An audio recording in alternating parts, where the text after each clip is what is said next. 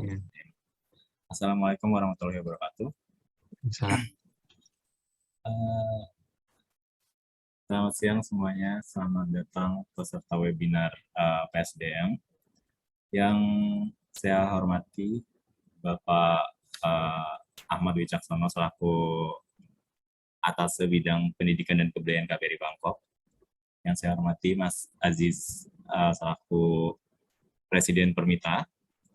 Yang saya hormati para narasumber dan seluruh peserta webinar PSDM sesi pertama pada siang hari ini. Pertama-tama, marilah kita panjatkan puji dan syukur kita kepada Allah Subhanahu wa taala yang telah memberikan kita rahmat dan karunia-Nya sehingga kita dapat berkumpul pada siang hari ini dalam keadaan insya Allah sehat dan berbahagia. Tak lupa pula salawat serta salam kita sanjungkan kepada Nabi Muhammad SAW yang telah membawa kita untuk dapat menikmati dunia yang penuh dengan kemuliaan seperti pada hari ini. Oke, tanpa berlama-lama, izinkan saya untuk membacakan susunan acara pada siang hari ini. Jadi yang pertama, diawali dengan pembukaan, selanjutnya sambutan-sambutan, lalu kita masuk ke acara inti dan diakhiri dengan penutup. Untuk mempersingkat waktu, marilah kita buka acara pada siang hari ini dengan mengucapkan Bismillah bersama-sama. Bismillahirrahmanirrahim. Selanjutnya yaitu sambutan-sambutan. Sambutan pertama akan disampaikan oleh Saudara Azizuddin Muhammad Nas Hafiz selaku Presiden Perhimpunan Mahasiswa Indonesia di Thailand. Kepada Mas Aziz, waktu dan tempat saya persilakan. Baik, terima kasih Mas Andika. Bismillahirrahmanirrahim. Assalamualaikum warahmatullahi wabarakatuh. Selamat siang teman-teman semuanya. Yang terhormat Bapak Ahmad Wicaksono selaku Atas Pendidikan dan Kebudayaan KBRI Bangkok. Yang saya hormati teman-teman pemateri, ini ada Mas Oleh, Mang Oleh, ini senior saya di sini, ini sudah melalang buana bertahun-tahun ini di Bangkok, ini sangat relate ini nanti buat presentasinya, bukan presentasi ya, sharingnya mungkin sharing tentang manajemen keuangan di Bangkok ini sangat relate sekali nih, Mang Oleh nanti.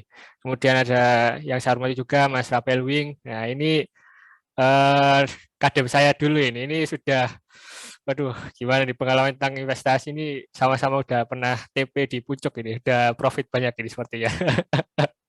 Terima kasih Mas Wing sudah menjadi pemateri dari ini, masuk Bang Oleh juga ini sangat-sangat komplit gitu ya, mulai dari manajemen keuangan, kemudian ada kesempatan bisnis dan investasi. Sebagai teman-teman yang kuliah di Bangkok, terutama yang di luar negeri ini sangat cocok nanti bisa memanage uang dulu, kemudian alokasi keuangannya bisa kemana ini sangat cocok nih materi hari ini.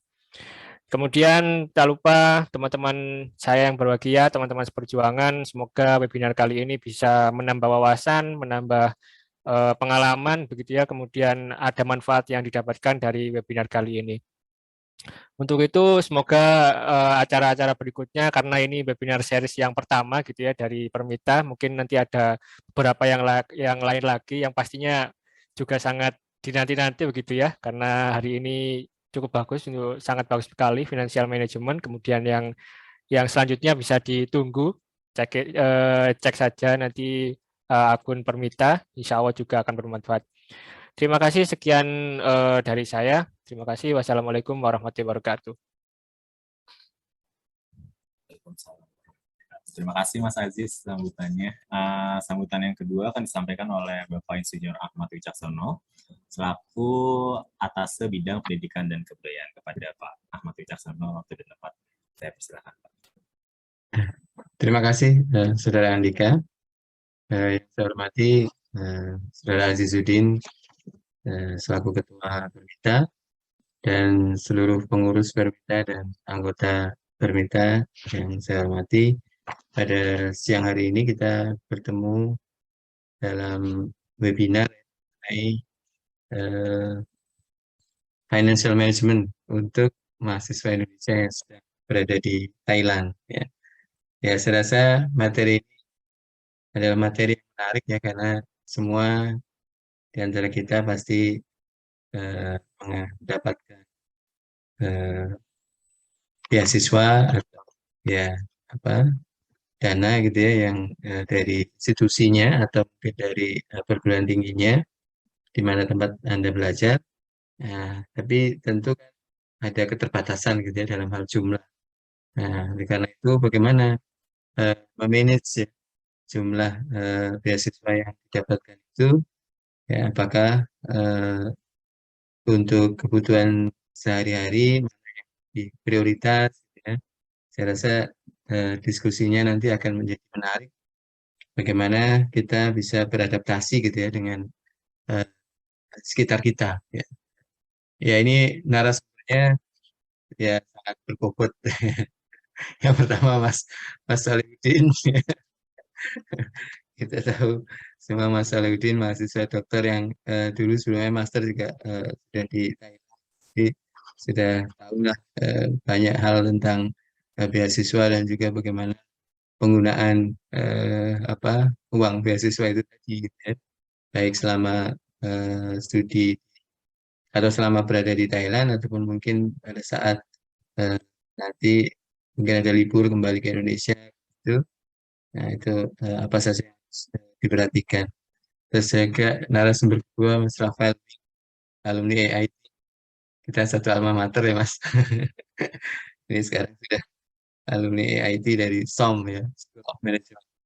Kalau saya School of Engineering, ya, tapi sama-sama AIT.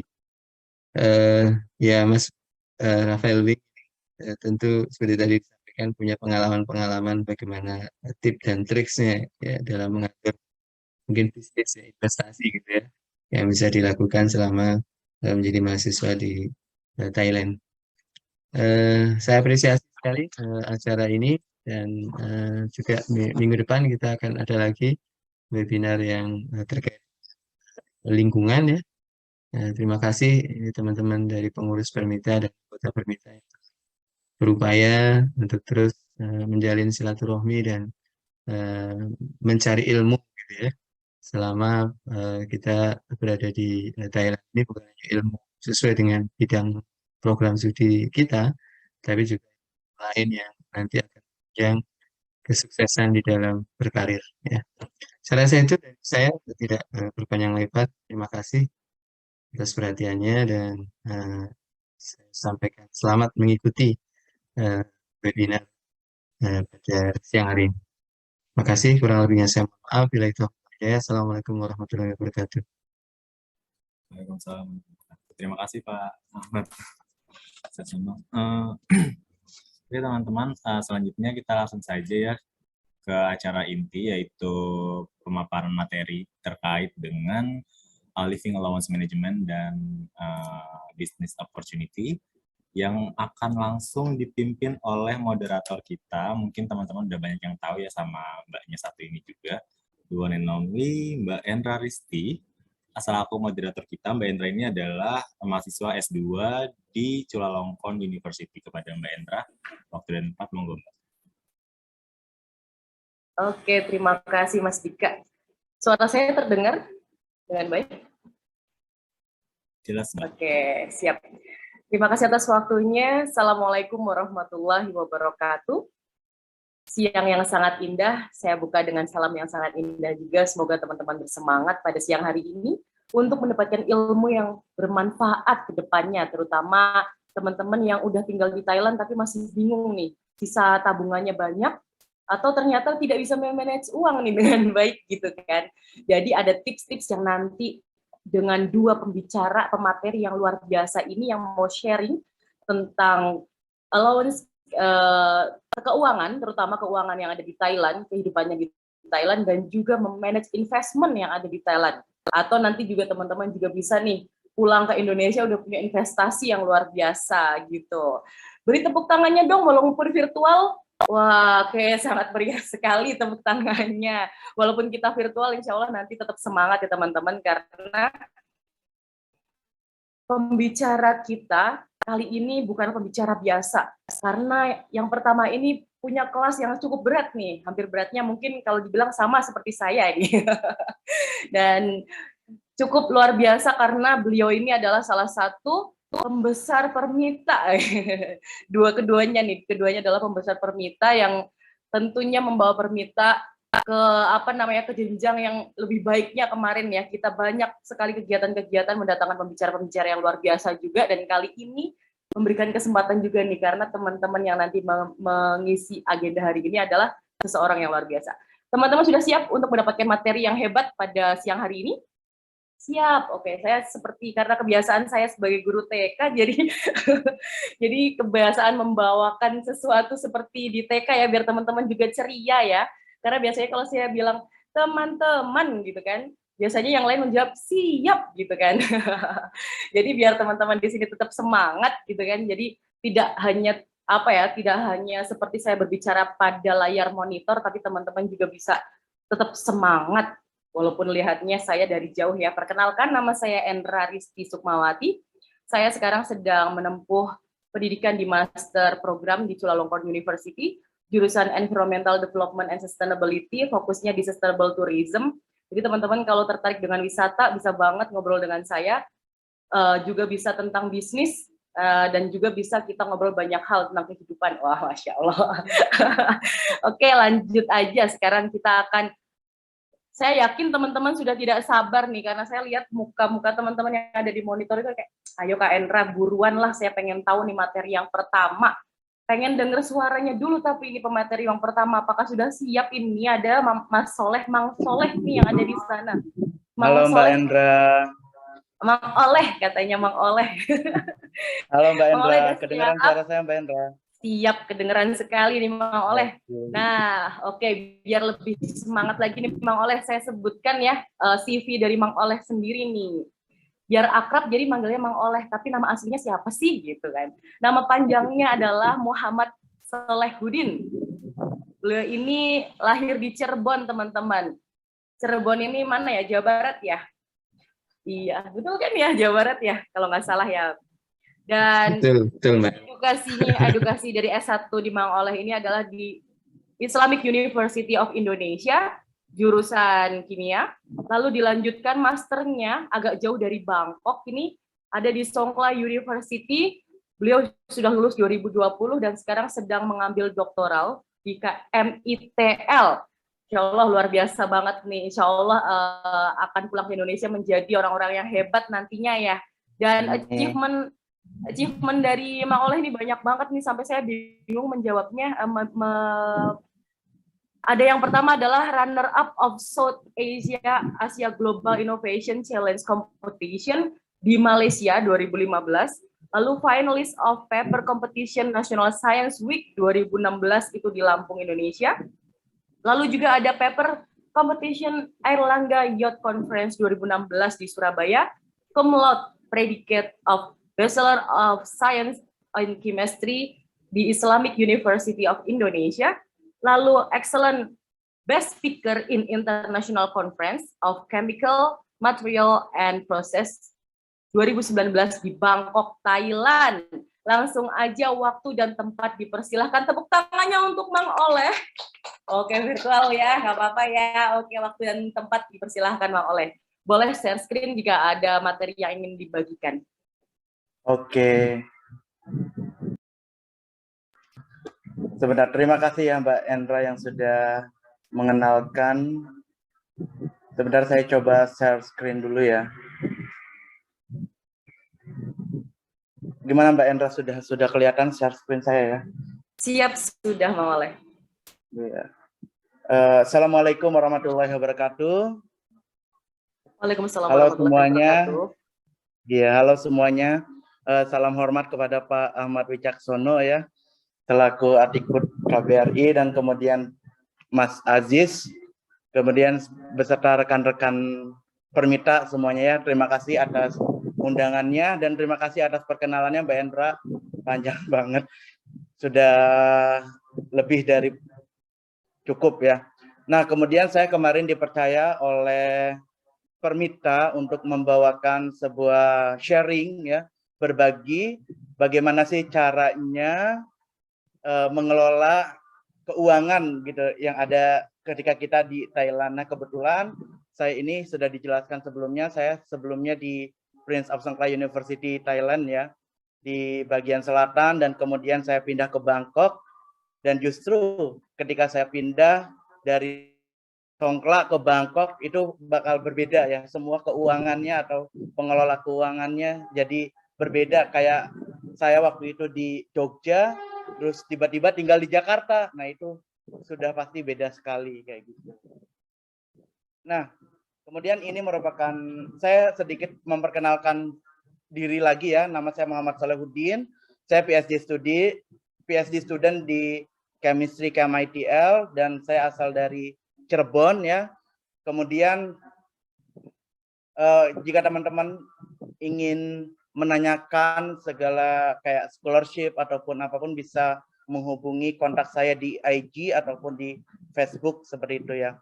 Nah, kemudian langsung saja teman-teman, ketika kita mendengar mengelola keuangan pribadi ya, mengelola keuangan pribadi ini merupakan skill ya. Skill yang diperlukan oleh kita, oleh saya sendiri, oleh kita semua, karena yang sedang berkuliah di luar negeri ya, istilahnya begitu. Kalau misalkan keuangan itu tidak dikelola dengan baik, maka yang akan kita rasakan adalah stres, bingung, butuh uang, nggak punya duit gitu kan. Nah, intinya dalam pengelola keuangan pribadi ini, kita ingin total pengeluaran kita ini tidak lebih besar dari pemasukan. Nah, kita semua di sini kan maupun yang baru ataupun yang sudah lama di Bangkok atau sudah lama di Thailand, ya, istilahnya kita datang ke sini untuk belajar ya, untuk studi. Kemudian kita banyak tugas, kita banyak ujian. Kemudian kita ada riset ya, yang istilahnya itu sudah membuat kita pusing gitu, sudah membuat kita rada-rada bikin stres gitu ya. Nah, akan tetapi kalau masalah keuangan ini datang, itu malah nambah pusing lagi kan, malah nambah stres lagi. Nah, makanya kita di sini mari sama-sama belajar tentang mengelola keuangan biar mengurangi rasa stres kita selama studi di sini gitu ya. Nah, untungnya apa ketika kita bisa mengelola keuangan pribadi dengan baik? Nah, yang pertama satu tadi ya, mengurangi stres ya, sehingga kita bisa fokus nih kuliah kita gitu ya. Kemudian kita bisa merencanakan finansial jangka panjang kita, dan yang paling penting kita bisa traveling ya. Nah, saya yakin semua mahasiswa di sini ya, termasuk saya sendiri, jujur ketika saya ingin berkuliah di luar negeri, yang satu selain studi yaitu jalan-jalan, istilahnya traveling ya, itu kan sebuah bonus gitu kan, bonus kita studi dan traveling. Bisa-bisa saya PhD-nya PhD traveling nih. Ya kayak gitu. Jadi saya yakin semua teman-teman juga bisa traveling selama kuliah di sini, tentunya di Thailand. Nah, saya ingin sekedar menginformasikan ya, berdasarkan pengamatan saya, berdasarkan pengalaman saya selama studi di Thailand, tentunya sumber dana mahasiswa Indonesia di Thailand salah satunya yang terbesar adalah yang general adalah di beasiswa. Ya betul ya teman-teman ya, semuanya general pendapatan atau sumber dananya ada di beasiswa, karena di Thailand sendiri semua kampus, hampir banyak kampus memberikan sebuah beasiswa kepada international student ya, makanya di sini banyak Indonesia student yang ada di Bangkok ataupun di Thailand. Nah, kemudian ada mahasiswa yang menjadi research assistant sebagai sumber dana penghasilan mahasiswa. Kemudian ada teaching assistant. Terus kemudian ada juga yang self funding ya. Terus kemudian ada yang full time job gitu ya. Nah, tetapi semua ini tergantung dengan keadaan ya. Tergantung dengan kebutuhan dan tergantung dengan keadaan. Coba bayangin kalau ketika saya mahasiswa kimia yang harusnya di lab, tapi saya kerja tiap hari gitu, full time, punya full time job. Kan itu nggak mungkin kan, nggak make sense. Nah, makanya di sini untuk biasanya berdasarkan pengamatan yang memiliki kerja sebagai full time job itu jurusan-jurusan tertentu ya, seperti social science seperti itu. Jadi mereka bisa sambil berkesempatan untuk kerja, dan jangan lupa visanya pun visa kerja seperti itu. Nah, ada hal yang menarik nih. Ada hal yang menarik. Ada mahasiswa di Indonesia, di Thailand ya. Mungkin teman-teman bertanya, bisa nggak sih kita dapat penghasilan lain gitu, penghasilan tambahan selain uang beasiswa kita gitu kan. Nah, ini berdasarkan pengamatan dan pengalaman saya, yang pertama, paling potensial untuk menghasilkan penghasilan tambahan itu, yang pertama ada jasa tour guide ya. Jasa tour guide ini paling potensial, apalagi sekarang masa COVID sudah mereda istilahnya. Thailand pun sudah open border gitu kan. Semua turis pun masuk ke Bangkok atau ke Thailand. Apalagi orang-orang Indonesia nih sekarang banyak yang datang ke Thailand bahkan cuma shopping ataupun jalan-jalan. Nah, ini jasa tour guide bisa jadi andalan mahasiswa untuk menghasilkan tambahan ya. Nah, ini juga yang lagi saya coba teman-teman seperti itu. Nah, beberapa teman misalkan ada nih jasa tour guide, misalkan kita menawarkan jasa tour guide dalam sehari kita bisa dapat 2.000 baht. Kemudian 2 hari atau 3 hari misalkan paket, misalkan kita 2 juta bersih gitu, 2 juta bersih. Itu pun bisa gitu. Nah, kemudian yang kedua, berdasarkan pengamatan ada beberapa kawan atau mahasiswa itu membuat YouTube channel ya, teman-teman. Membuat YouTube channel, dia sebagai YouTuber untuk bisa menghasilkan tambahan gitu. Kemudian yang ketiga, ada selling Indonesian food ya. Selling Indonesian food mungkin ini juga bisa jadi penghasilan tambahan teman-teman untuk yang suka memasak gitu ya. Jadi di sini banyak orang Indonesia yang tentu bukan hanya orang Indonesia, bukan mahasiswa, tetapi para pekerja Indonesia yang ada di Bangkok juga gitu. Jadi nanti kita bisa menawarkan makanan di grup-grup yang ada di Facebook ataupun di Line. Nah, yang keempat ini ada kawan saya ini jasa tukar uang. Nah, ini juga potensial banget ya teman-teman, potensial banget untuk menghasilkan tambahan di Bangkok. Jadi di sini kan sudah saya bilang, seperti saya bilang tadi, bahwa bukan hanya mahasiswa tapi ada pembisnis yang mungkin membutuhkan tukar uang rupiah maupun baht ya seperti itu, ataupun mahasiswa yang memerlukan untuk membayar SPP gitu ya untuk bulanan seperti itu. Nah, yang kelima ada kesempatan juga, ada bisnis dan investasi. Nah, bisnis dan investasi ini bakal lebih lanjut dibahas oleh pemateri kedua insya Allah. Nah, yang lain pun masih banyak teman-teman, mungkin kayak Mbak Endra ya, Mbak Endra sebagai guru TK seperti itu. Kemudian ada yang lain guru SD dan dosen dan tutor bahasa Thailand mungkin, dan kemudian ada tutor penari seperti itu. Nah, ini saya bakal berbagi pengalaman ya, pengalaman living cost yang ada di selama saya di Thailand. Tentunya saya di Songkhla dan di Bangkok ya. Itu karena Songkhla dan Bangkok itu jauh ya. Kalau dari Bangkok sekitar 20 jam naik kereta api ataupun naik bus seperti itu teman-teman. Nah, kemudian otomatis biaya hidup sehari-hari atau per bulannya itu juga berbeda rada jauh kayak kita di Jogja sama Jakarta gitu kan, dari kota kecil ke kota besar. Nah, insya Allah yang pertama saya ada di Songkhla nih teman-teman ya. Untuk teman-teman baru mungkin bisa dilihat bahwa kehidupan di Songkhla ini ada misalkan apartemen seharga 3.000 ini sewa ya, bukan beli, maksudnya sewa seharga 3.000 sampai 3.500 baht ya. Kemudian electricity-nya 500 sampai 1.500 baht.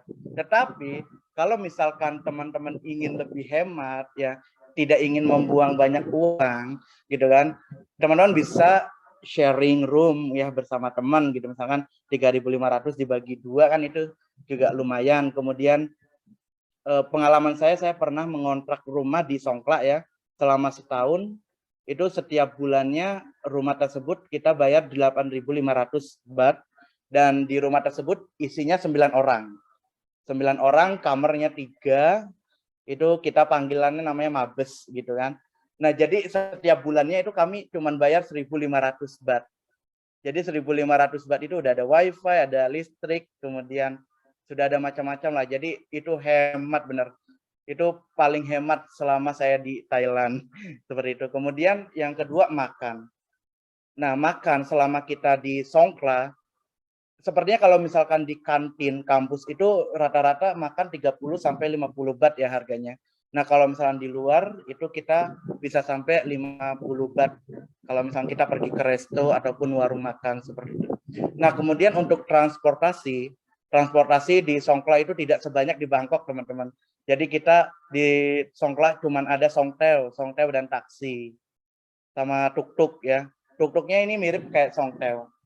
Nah, kemudian lebih yang disarankan oleh saya itu mending membeli motor bekas ya, 8.000 sampai 15.000, dan waktu itu saya beli motor harga 11.000, kemudian dijual kembali dapat 8.500. Jadi hitung-hitung nyewa lah selama 2 tahun seperti itu. Nah, kemudian ada kebutuhan sehari-hari nih. Nah, kalau kebutuhan sehari-hari pasti berbeda ya setiap orang, apalagi antara perempuan dan laki-laki itu kebutuhan sehari-harinya itu pasti berbeda. Ini saya berbicara berdasarkan pengalaman saya pribadi seperti itu ya. Nah, coba kita hitung-hitung teman-teman ya. Nah, yang pertama dulu saya waktu pas di PSU ya di Songkla, saya mendapatkan scholarship 10.000 baht per bulan, dan finansial saya waktu itu cuman dari beasiswa. Saya tidak ada uang tambahan dan lain-lain seperti itu ya. Nah, yang pertama penggunaan apartemen ya. Kalau misalkan harga normal, ini bukan harga boros ya, harga normal gitu ya. Harga normal misalkan apartemen 3.000 baht per bulan. Terus electricity-nya misalkan 1.200 baht per bulan. Kalau misalkan teman-teman pakai kulkas, AC full dan lain-lain lah ya. Kemudian ada makan misalkan 3 kali sehari, ini 120 baht ya. Saya hitungnya, kemudian dikali sebulan 3.600 baht per bulan. Kemudian ada bensin kalau misalnya punya motor ya, cukuplah 200 baht per minggu. Jadi mungkin 800 baht per bulan. Terus kebutuhan 1 bulannya misalkan ya sisanya ya 1.400 per bulan. Jadi kita mencoba membuat anggaran pengeluaran gitu. Ini tetapi ini sesuai dengan apa yang saya rasakan selama di Songkla. Nah, ketika bulan-bulan saya hemat ya, itu mendekati lulus ya, kelulusan. Apartemen saya sharing dengan teman ya, seharga 3.500. Harga 3.500 dibagi 2 17.500, atau bisa teman-teman ke dormitory student. Mungkin dormitory student itu pilihan tepat untuk hemat karena hanya 2.000 baht per bulan ya teman-teman. Kemudian electricity-nya saya nggak pakai kulkas ya, AC nyalanya cuma malam misalkan, itu 600 per bulan. Kemudian ada makan misalkan 3.000 per bulan. Terus kemudian nggak ada motor misalkan, nggak pakai bensin, kita jalan kaki aja. Nah, yang paling penting ini mungkin living roomnya mungkin teman-teman bisa cari yang lebih dekat dengan kampus supaya tidak ada pengeluaran transportasi ataupun bensin ya. Kemudian kebutuhan 1 bulan 1.400 baht, jadi totalnya 7.000 baht, kita sisa 3.000 baht. Selama saya studi di Songkla, paling banter saya sisa 1.000 baht ataupun 2.000 baht. Itu pun kalau lagi memang benar-benar hemat. Tapi kalau misalkan lagi gak hemat, ya udah 10.000 baht itu habis gitu. Jadi gitu kalau selama di Songkla ya. Nah, kemudian saya pindah ke Bangkok yang otomatis beda lah kehidupannya ya. Istilahnya dari segi harga kos-kosan, dari segi makan, dari transportasi, dari segi healing ya, lebih enak di Bangkok kayaknya. Nah, kemudian ini Bangkok ya. Harga apartemen di Bangkok selama sebulan sewa itu 5.000 baht ya. 5.000 baht itu di sekitar Bangkok. Tetapi kalau di Lat Krabang ya, di KMITL itu 4.000 insya Allah udah bisa dapat kos-kosan yang lumayan lah istilahnya. Nah, kemudian untuk makan di kantin pun 40 sampai 60 baht, tetapi kalau makan di luar pasti 60 baht atau lebih ya. istilahnya naik 10 baht atau 20 baht lah dari Songkla ke Bangkok kayak gitu. Nah, kemudian transportasi ya. Nah, ini yang membuat saya mikir ya, maksudnya di Bangkok ini kan banyak transportasi. Nah, kemudian kalau misalkan teman-teman kuliah di Chula ya, misalkan di sini ada anak Chula ya di sini ya. Itu kan kampus di tengah kota. Nah, kemudian pasti teman-teman nyari living room atau apartemen yang agak jauh dari kampus, karena di sekitaran kampus pun itu mall-mall ya, bukan kos-kosan ya. Atau kalau misalkan kos-kosan di sekitar kampus harganya mungkin lebih dari 10.000 ya Mbak Endra ya. Nah, makanya kalau misalkan di Lat Krabang ini enak, jadi kita biaya tuh nggak habis dengan transportasi. Mungkin di Tamasat juga nggak habis dengan transportasi gitu. Mungkin kalau di Chula paling habis banyak itu transportasi. Kalau nggak mau habis banyak ya jalan kaki ya Mbak Endra. Nah, kemudian saran saya yaitu bisa beli motor bekas juga 9.000 sampai 15.000. Nah, saya beli motor bekas di sini sekitar 9.500. Jadi itu mungkin bisa jadi alternatif ya jika mengurangi transportasi. Nah, kemudian kebutuhan sehari-hari. Nah, ini pengeluaran di Bangkok ya, pengeluaran di Bangkok. Nah, saya di KMITL mendapatkan scholarship sekitar 18.000 baht per bulan ya. Ini jujur-jujuran aja 18.000 baht per bulan, dan saya juga termasuknya bukan orang yang hemat-hemat banget ya teman-teman. Bukan orang yang hemat-hemat banget, tetapi saya masih bisa mengumpulkan sisa baht seperti itu dari total 18.000 baht per bulan ini. Nah, yang pertama ada apartemen yang saya tempati ini 4.000 baht per bulan ya. Kemudian ada electricity dan water ya. Nggak tahu ini kosan saya ini mahal ya. Electricity sama waternya ini saya bisa sampai 2.000 kemarin. Hampir 1 juta. Tapi biasanya 1.500 sampai 1.600 per bulan. Nah, kemudian ada bensin dan transportasinya itu ada 800 per bulan misalkan. Kemudian ada kebutuhan 1 bulan itu 1.500 per bulan. Terus untuk healing ya, biasanya saya kalau misalkan setiap seminggu sekali lah harus ada healing, tidak di lab aja kayak gitu. Jadi sekitar 2.000 per bulan. Jadi total pengeluaran saya 14.400 baht per bulan. Dan ini lebih naik daripada total pengeluaran saya di Songkla ya teman-teman. Nah, ini sisa 3.600 baht. Nah, untuk hematnya lagi, kalau misalnya teman-teman ingin hemat lagi ya, bisa sharing room ya, jadi 2.500 baht per bulan, kemudian bisa di dormitory student gitu ya. Kemudian dan total sisanya totalnya 9.900 baht ya, dan sisanya mungkin bisa sampai 8.100 baht. Kalau misalkan teman-teman bisa mengatur keuangan dengan hemat, tapi tetap sejahtera kehidupannya gitu ya. Jangan kita hemat tapi hidup kita sengsara, itu kan lumayan nggak make sense ya.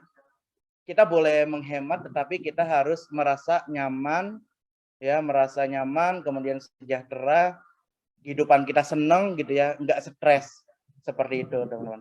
Nah, kemudian ini ada akomodasi setiap kampus ya. Ini berdasarkan survei dan pengamatan ya. Untuk teman-teman yang baru mungkin bisa dilihat ya. Ini pertama Chulalongkorn University. Teman-teman mungkin bisa rata-rata 6.000 per bulan ya. Atau mungkin bisa dapat 5.000 per bulan, itu sesuai dengan teman-teman cari itu. Kebutuhan teman-teman seperti itu. Kemudian ada Mahidol University ya. Mahidol University ada 5.000 baht per bulan. Kemudian ada Kasetsart University ya, 5.000 baht per bulan. Kemudian Tamasat itu ada 4.000 sampai 4.500 per bulan ya teman-teman. Kemudian ada KMUTT nih, KMUTT Pak Ketua Permita. Harganya berapa Pak? 2.500 sampai 3.500 per bulan ya, benar ya Pak ya. Kemudian ada KMITL ya, KMITL yang saya tempati itu 4.000 per bulan. Kemudian ada Konken ya, Konken University 3.000 sampai 4.000 per bulan. Mungkin kalau di dormitory Konken lebih murah lagi nih.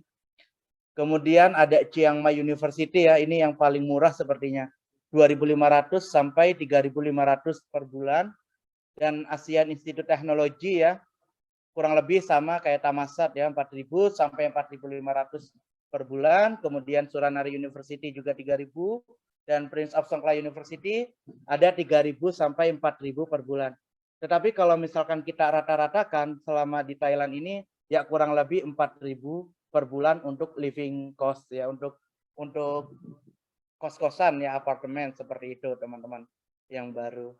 Nah, ini saya ada sedikit video akomodasi contoh dari akomodasi teman-teman setiap kampus ya. Yang pertama ada Camp IDL, bisa kita lihat sama-sama.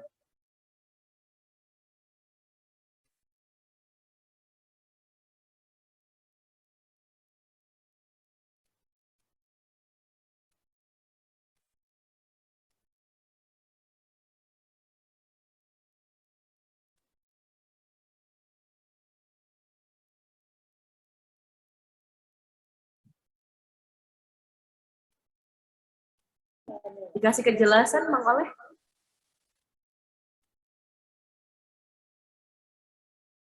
Gimana Mbak Endra? Mungkin sambil dijelaskan. Iya. Terima kasih. Oke, jadi ini KMIDL sebenarnya ini dormitory saya sendiri yang saya rekam ya. Jadi harganya ini 4.000. Jadi harganya 4.000, ada kasur, ada kulkas ya, ada AC, kemudian ada balkonnya, terus kemudian banyak ya bisa dilihat di dalam ya. Nah, ada WC dalam seperti itu ya. Ini saya bisa jadi agensi kos-kosan nih Mbak Endra. Mantap sekali.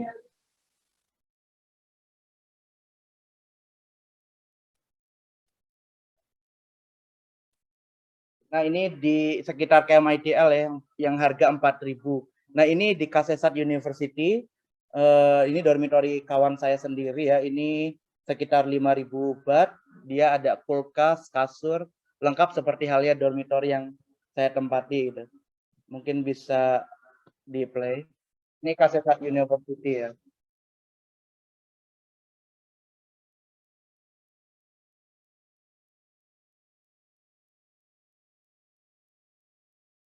Nah, ini keunggulannya ada lift nih. 5.000 baht bisa dapat lift nih di kos-kosan.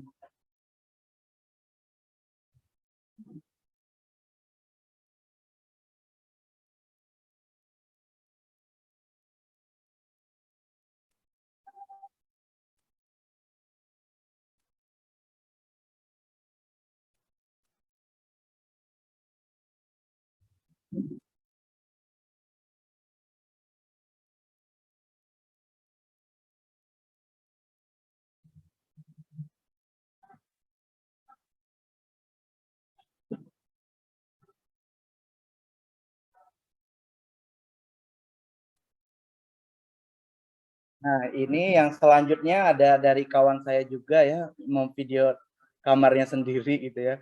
Ini sekitar 6.000 baht ke atas sampai 10.000. Jadi tergantung dari pemilik si apartemennya menyewakan berapa baht seperti itu, teman-teman.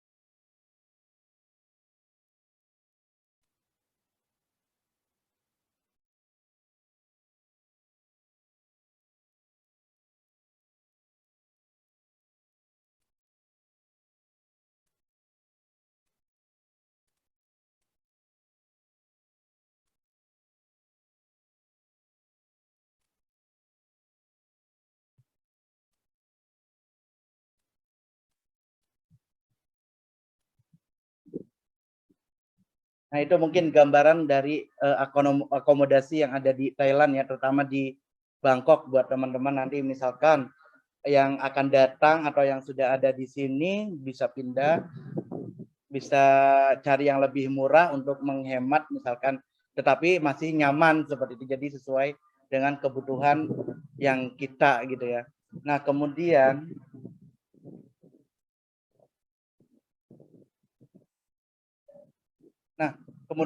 gimana sih kita bisa merasa cukup dengan funding yang kita miliki gitu ya, yang kita punya gitu kan.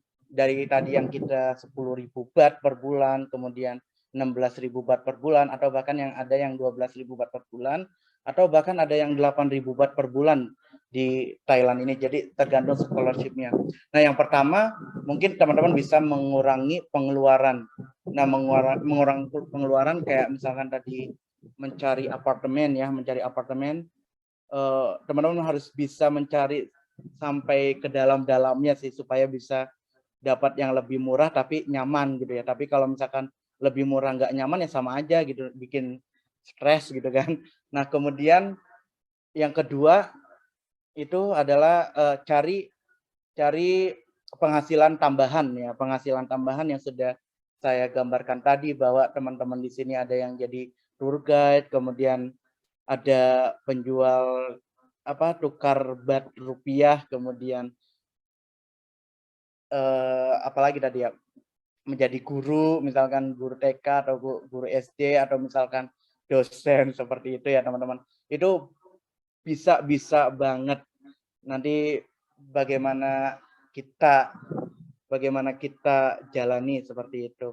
Nah, kemudian bagaimana cara kita mengurangi pengeluaran ya. Yang pertama tadi ya, kos-kosan atau apartemen. Kalau misalkan dari saran saya, yang pertama adalah dekat dengan kampus ya.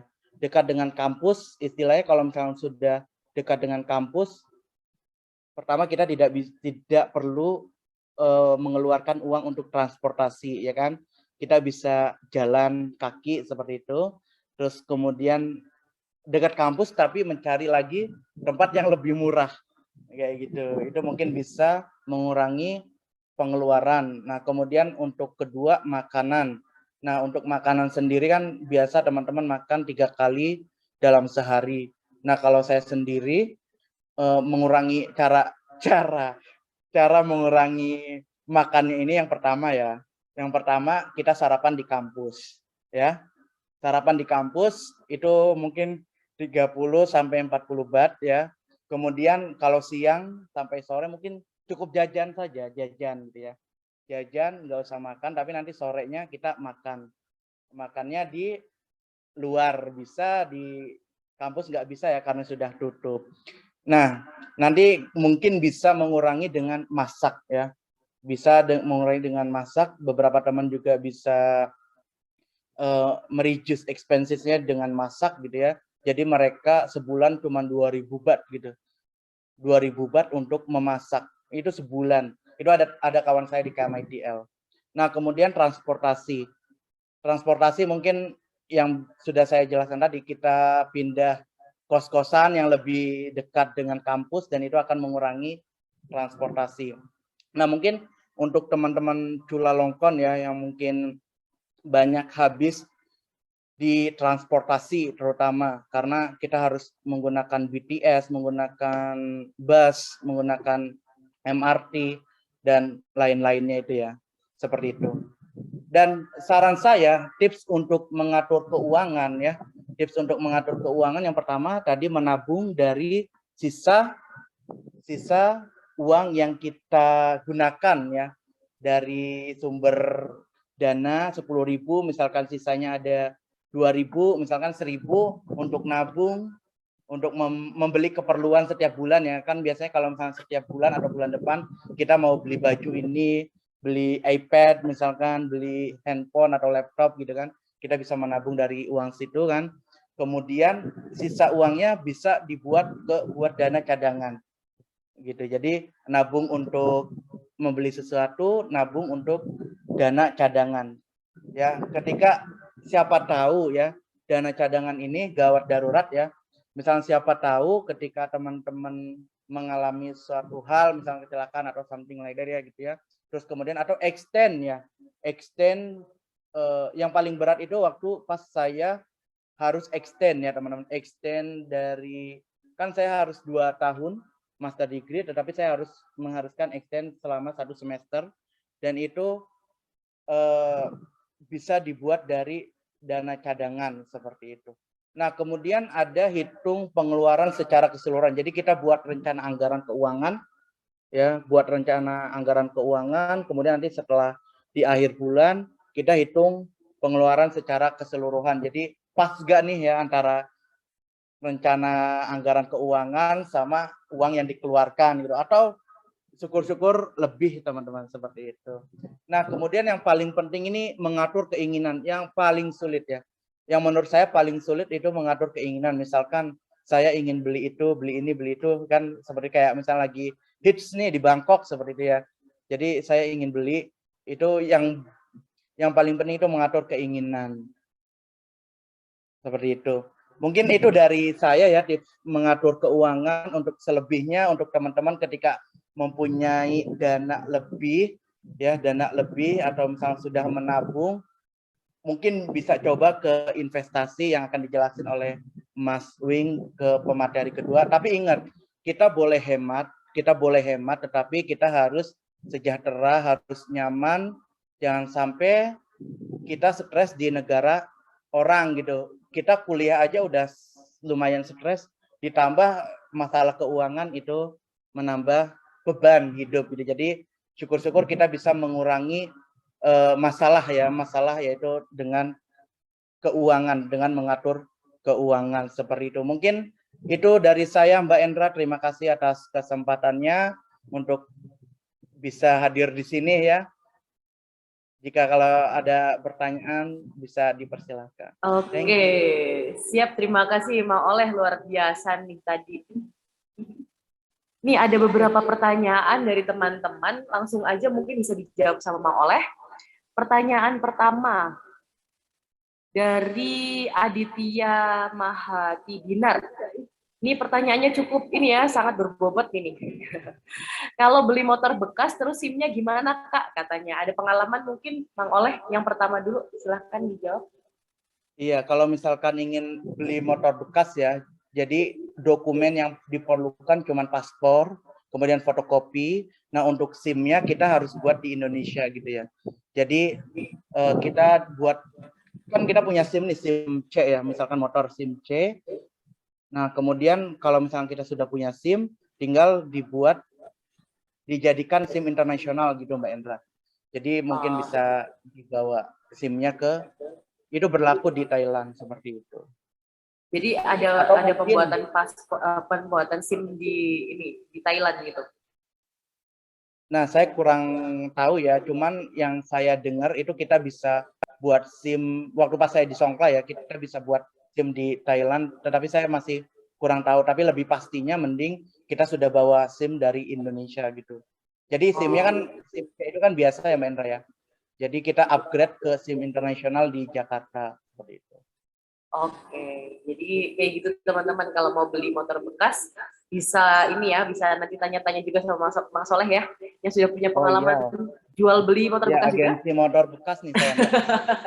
Mantap. Oke, ada pertanyaan kedua dari Santi Widiawati. Untuk mahasiswa asing cari part-time di Thailand susah tidak ya? Dan apakah sepengalaman kakak kalau mengambil part-time tetap bisa kuliah? Jika boleh tahu, waktu kuliah di Thailand sama di Indo sama tidak ya? Terima kasih. Iya, terima kasih terima kasih pertanyaannya.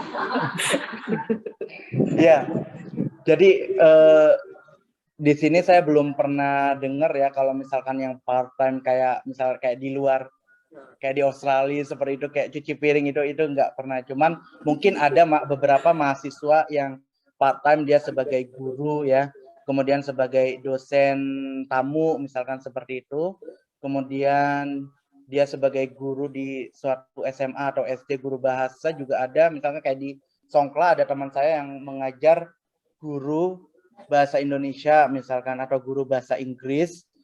Ya seperti itu. Nah, untuk kuliahnya itu tergantung ya teman-teman, tergantung dari jurusan yang pertama. Tergantung dari jurusan. Ketika kita jurusannya sains kayak kimia, kemudian apa kedokteran ya misalkan teknik gitu, itu kemungkinan susah untuk mengambil kerja part time kecuali kita mengambil kerja kayak lebih santai gitu ya, kayak misalkan jadi tour guide seperti Mbak Endra ini ya, setiap weekend mungkin ya itu bisa dipakai untuk menambah penghasilan seperti itu. Terus kemudian kayak sambil duduk ya, sambil duduk terus kita ada yang tukar uang rupiah ke bat atau bat ke rupiah, itu juga bisa jadi penghasilan seperti itu. Jadi untuk yang kerja part time yang menyita waktu itu mungkin bisa ketika kita mempunyai jurusan yang lebih mudah gitu ya, kayak misalkan social science yang mungkin kuliahnya juga ada yang setahun atau mungkin 2 tahun tetapi tidak bertatap muka dengan lab atau dosen ya, atau kelas seperti itu, atau mungkin kuliahnya online itu juga bisa. Seperti itu sih Mbak Endra kalau menurut saya. Semoga menjawab pertanyaannya. Masih ada nih, banyak sekali nih Mang Oleh. Permisi kamu tanya, healingnya itu contohnya seperti apa ya? Yang dimaksud healing dari Mang Oleh ini apa nih? Oke. Jadi kalau menurut saya ini healing ini maksudnya kayak kita kan Senin sampai Jumat ya, Senin sampai Jumat kita berurusan dengan kuliah seperti itu. Jadi berurusan dengan lab gitu. Sekali-kali misalkan kita keluar seperti ya. Kita keluar, kita refresh. Maksud saya healing di sini refreshing ya. Refreshing. Mungkin bisa keluar ke taman atau misalkan bisa ketemu teman di Bangkok ya kan. Bisa jalan-jalan seperti itu sih Mas Satria ya. Oke, jadi healing ini adalah refreshing ya. Gitu ya. Iya, bisa cuman jalan-jalan ke Catucak atau ke pasar ya. Oh iya, bisa kami Iya. Betul. Ini ada lagi pertanyaan Mang Oleh. Apakah ada yang raise hand. Kita beri kesempatan untuk yang raise hand, ada Kak Asmi Afin. Boleh di unmute Kak, silahkan Kak. Ya, halo, Pak dengar suara saya? Ya, siap masuk. Iya, dengar. Baik, mungkin langsung saja ya. Terima kasih atas pemaparannya dari Mas Oleh tadi, cukup menarik. Langsung aja Mas, ini pertanyaan saya, itu kan tadi disebutkan kalau untuk kerja di Thailand itu kan butuh visa B ya. Dan tadi juga disebutkan bahwa jasa tour guide dan jual makanan di Indonesia adalah bagian dari beberapa strategi yang bisa meningkatkan saldo atau pendapatan kita. Jadi pertanyaan saya, apakah untuk menjalankan strategi itu kita sebagai pelajar atau pemilik visa non-ID, kita perlu menambah visa B atau menggantinya ke visa B atau malah nggak perlu visa B? Mengingat strategi tersebut merupakan jenis pekerjaan ya. Mohon pencerahannya, terima kasih. Ya, terima kasih ya Mas. Ini begini, jadi kalau menurut saya strategi saya di sini kayak misalkan membuka jasa tour guide ini tidak yang benar-benar kita membuka office dari jasa tour guide sendiri seperti itu. Jadi kita kayak me-welcome-kan teman-teman misalkan yang mau datang ke Thailand, nanti kemudian dia mungkin membutuhkan kita sebagai guide-nya seperti itu ya. Nanti bisa kita rundingkan permasalahan keuangan seperti itu. Jadi menurut saya itu tidak perlu ketika kita mungkin sebuah pekerjaan ini, saya mohon maaf ya belum bisa lebih tahu secara detailnya. Kalau misalkan yang saya ketahui di sini hanya kerjaan yang tidak terikat gitu ya.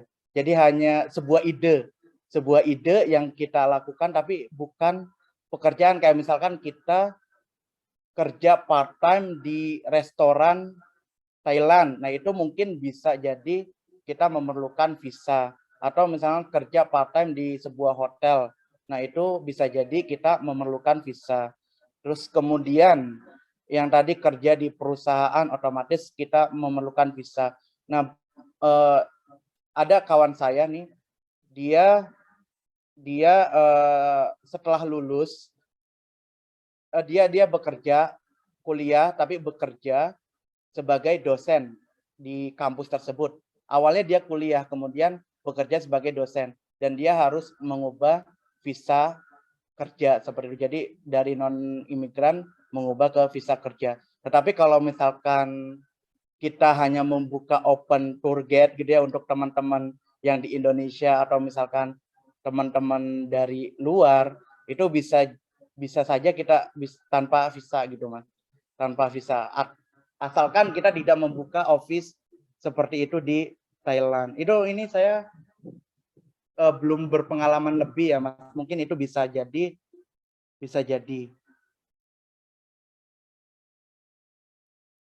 Oke, Nanti semoga bisa menjawab ya. ditanyakan lagi, lebih ditanyakan lagi ke pihak konsuler kalau nggak salah. Ya Mbak Endra ya.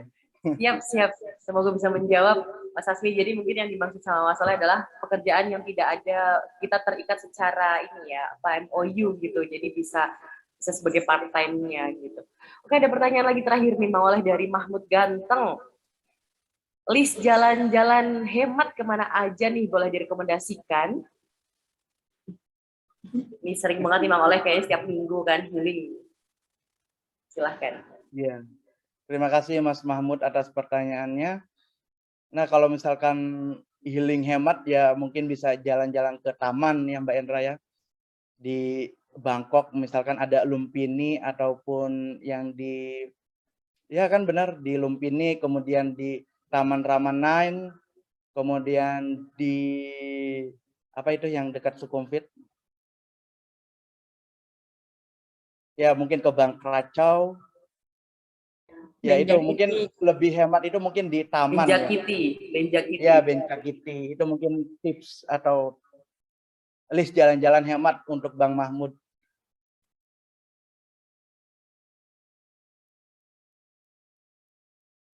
Ya itu mungkin saja, itu saja Mbak Endra. Oke, luar biasa banget nih Mang Oleh sudah memaparkan tentang how to manage your living allowance di Thailand. Tadi ada comparing juga ya dari Songkhla dan Bangkok. Kebetulan memang agak sangat berbeda dari kehidupan yang ada di selatan Thailand dan di ibu kota Thailand sendiri ya Mang Oleh ya. Dan memang ada banyak hal tadi yang dipaparkan sama Oleh ini luar biasa banget, tapi teman-teman juga bisa experience yang tadi dipaparkan sama Mang Oleh ini bisa diambil tips-tipsnya. Tadi ada satu itu menabung. Kalau tabungannya udah banyak mau ngapain ya? Tadi juga nanti pemateri kedua kita nih luar biasa ya. Setelah tabungan kita banyak nanti mau diapain gitu kan. Terus yang kedua adalah menghitung pengeluaran itu penting banget buat kita terutama mahasiswa dan memanage keuangannya, karena bisa jadi karena kebiasaan di Thailand ini kan bukan pakai cash ya, biasanya scan PromptPay di mana tiba-tiba lah kok kosong. Jadi kebiasaan tidak menggunakan uang cash ini membuat kita jadi boros banget mungkin ya. Terus juga pembuatan perencanaan, betul banget tadi, karena kadang kita itu lost control ya, karena lagi gadget baru nih udahlah pengen gitu atau apa, tanpa adanya perencanaan atau tentang planning budgeting kita gitu. Dan membuat dana cadangan, takutnya ada apa-apa ya, takutnya kepengen apa gitu, yang tadi disebut mengatur keinginan, tapi juga harus sadar diri gitu. Kalau kita di sini terbatas. Betul, dan tapi kita juga tidak pengen terlihat ini ya Mang Oleh ya, kayak menderita sekali jadi mahasiswa gitu, tetap harus senang-senang. Kebetulan di Bangkok banyak space free buat healing gitu kan. Dan di Thailand ini banyak space free yang buat healing, apalagi taman-tamannya. Teman-teman bisa juga dengan exercise, dengan olahraga, ketemu dengan teman-teman Indonesia yang lain, sharing. Kayak gelar makanan bareng-bareng juga bisa ya, banyak banget taman yang bisa dimanfaatkan. Tidak harus pergi-pergi jauh-jauh. Oke, tepuk tangan yang meriah dong buat Mang Oleh, luar biasa. Terima kasih banyak atas pemaparannya. Terima kasih tentang inspirasinya tentang manajemen keuangan di Thailand.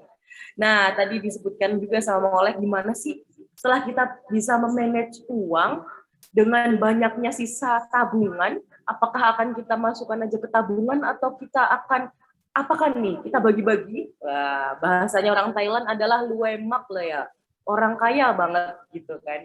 Nah, jadi kita ke pemateri yang kedua yang kebetulan ini saya sudah kenal, sama juga kayak Mang Oleh udah kenal lama.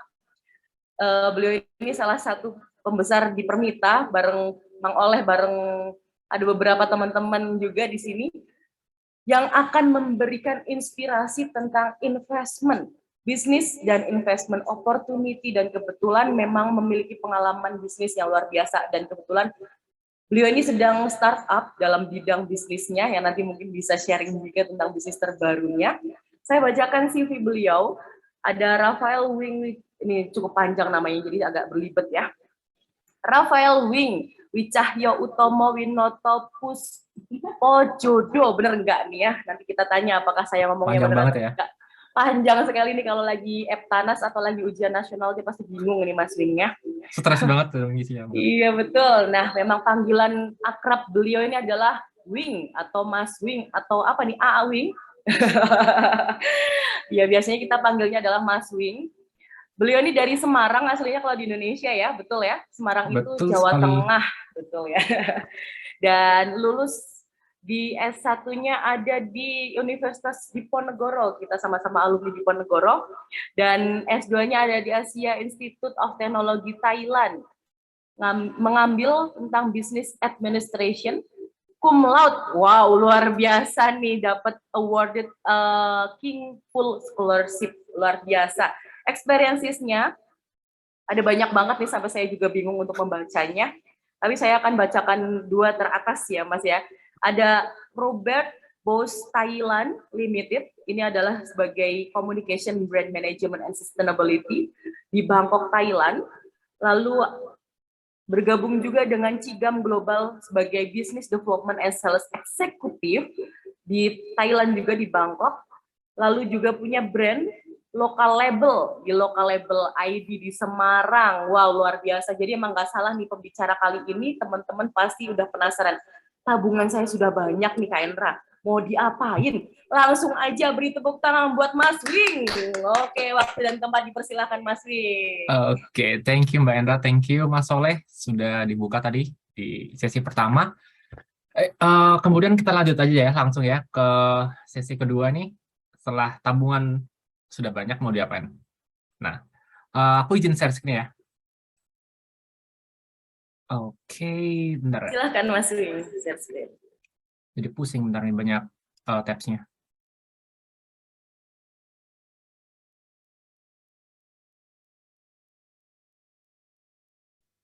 Udah kelihatan kan?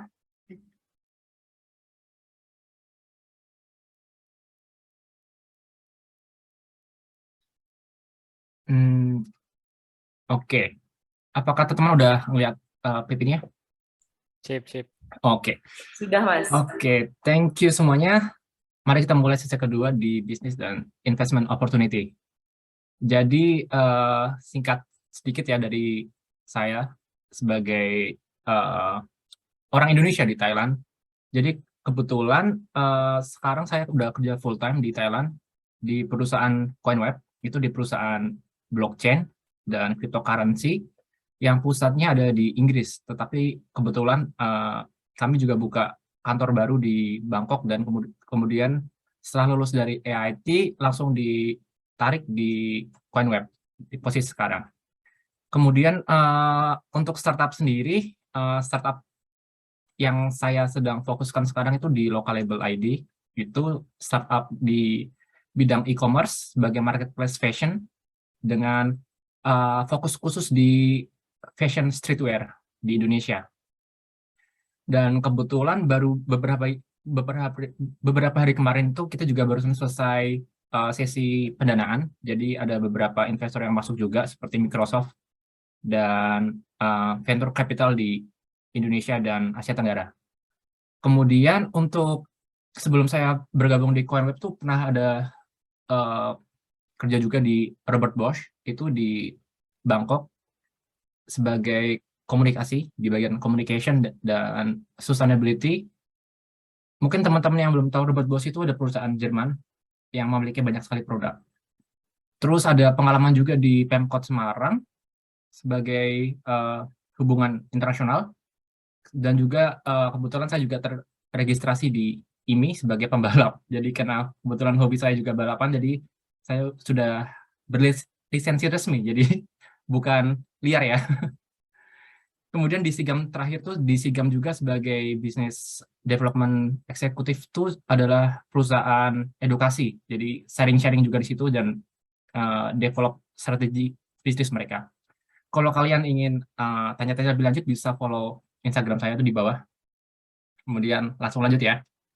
Nah, business opportunity. Tapi di sini untuk catatan pertama ya, ada 2 business opportunity yang harus difokuskan sebagai mahasiswa atau sebagai profesional. Karena tadi yang sudah disebutkan Mas Soleh tadi, untuk mahasiswa kita juga harus tahu regulasi-regulasi bisnis tertentu yang memerlukan visa atau working permit juga. Jadi untuk mahasiswa sendiri juga ada batasan-batasan apa saja yang bisa mereka lakukan. Nah, kemudian setelah nanti ada opsi sebagai mahasiswa, ada juga opsi sebagai profesional, di mana nanti visanya juga udah mulai berlaku sebagai visa bisnis, visa B. Lanjut, jadi sebagai mahasiswa ya. Jadi sebagai mahasiswa itu kita memiliki beberapa informasi, level-level yang harus kita siapkan, persiapan untuk memulai sebuah bisnis untuk pemasukan tambahan. Dan kita juga bisa berpikir, jadi untuk melakukan bisnis itu kita bisa mulai dari bisnis yang kecil, nggak harus langsung yang besar, dan pelan-pelan kita akan berkembang ke arah yang lebih bagus. Untuk yang pertama, kita harus melakukan planning. Jadi sebagai mahasiswa, kalian harus melakukan planning yang cukup dalam. Bisnis modelnya seperti apa, revenue planning, supply chain, operasi, dan manajemennya. Karena kalian juga sebagai mahasiswa, jadi kalian juga harus pintar-pintar bagi waktu ya. Dan untuk strateginya nanti itu sebagai operasinya. Kalian bagaimana cara melakukan marketing, atau melakukan produksi kalau kalian melakukan jual beli misalnya makanan, delivery, dan juga akuntansi, accounting. Jadi kalian juga harus pintar-pintar memanage uang. Dan yang ketiga itu equity. Nah, di sini yang tadi Mas Soleh sudah bilang, kalau tabungan kalian sudah banyak, itu kalian bisa masukkan ke equity atau modal. Jadi sumber modal sendiri itu ada banyak, jadi nggak cuma dari uang tabungan kalian, tapi juga bisa dari third party, orang lain, dan juga partnership. Untuk third party sendiri mungkin kalian bisa bilang orang tua juga bisa masuk di situ. Jadi kalau orang tua kalian mendukung untuk melakukan bisnis, kalian bisa presentasi lah di depan mereka untuk dapat sumber tambahan.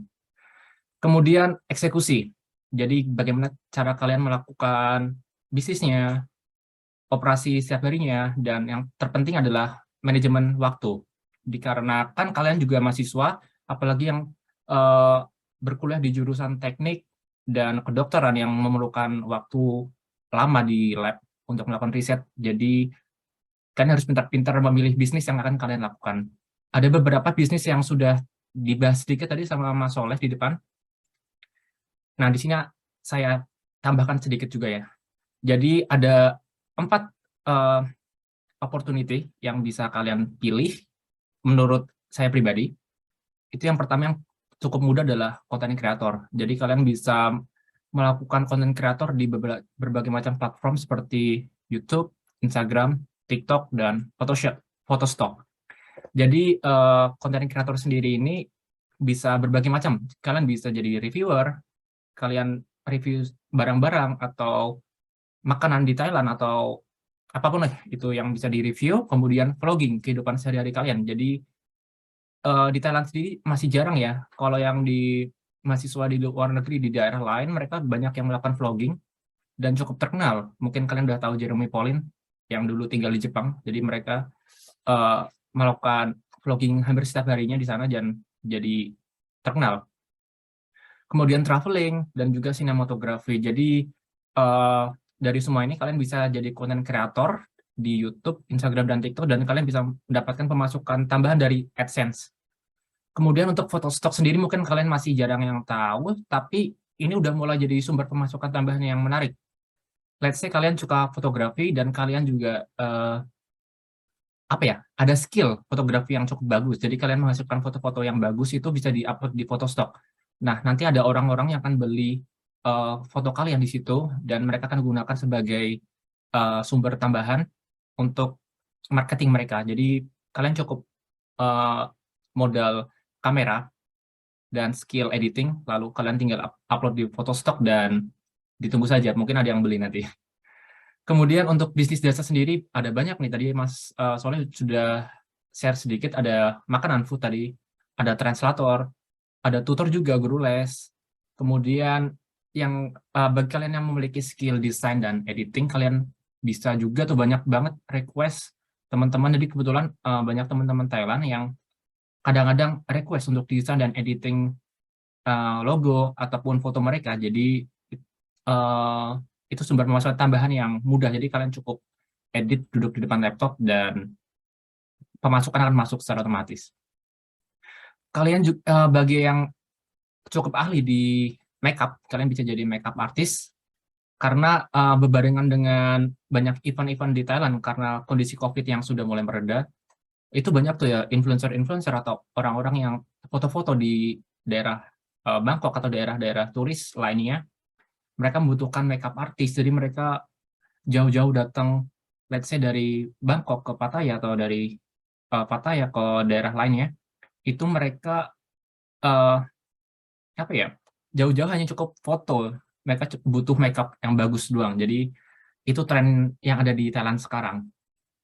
Ada juga tour guide seperti yang Mbak Endra lakukan tadi. Mbak Endra setiap minggunya jadi tour guide tuh. Kemudian ada barbershop juga. Barbershop mungkin kalian yang ingin potong rambut, yang punya skill potong rambut bisa dibuka nih barbershop perumahan. Untuk barber sendiri di Thailand cukup mahal ya. Jadi untuk laki-laki sendiri di daerah Bangkok pusat sini, di mana saya tinggal, itu setiap kali potong itu berkisar antara 600 sampai 1000 baht. Itu cukup mahal. Dan untuk cewek ada di atas 1000 baht. Jadi mungkin kalian bisa patok tarif cukup 200-300 baht untuk barbershop perumahan dan itu sudah menjadi sumber pemasukan pasif kalian. Kemudian juga ada jasa yang cukup terkenal, ada jasa titip. Jadi bagi kalian yang kadang-kadang bolak-balik Indonesia-Thailand itu kalian bisa membuka jasa titip. Jadi banyak orang yang ingin titip barang-barang dari Thailand, atau sebaliknya orang-orang Thailand ingin beli barang dari Indonesia, kalian bisa gunakan jasa titip. Jadi sistemnya bisa kalian gunakan per kilo. Jadi itu lebih efektif dan lebih hemat biaya juga. Kemudian ada supplier barang. Kalian bisa supply snack, pemasukan ingredients atau bahan-bahan makanan. Let's say kayak kecap manis atau barang-barang dari Indonesia yang sulit dicari di sini kayak Indomie. Kalian bisa supply barang tersebut dari Indonesia kemudian dijual di sini di komunitas Indonesia. Jadi kebetulan banyak banget yang request. Pas kebetulan saya pulang kemarin ke Indonesia untuk mengurus visa tuh banyak yang titip kecap manis. Nah, itu bisa jadi sumber pemasukan buat kalian juga.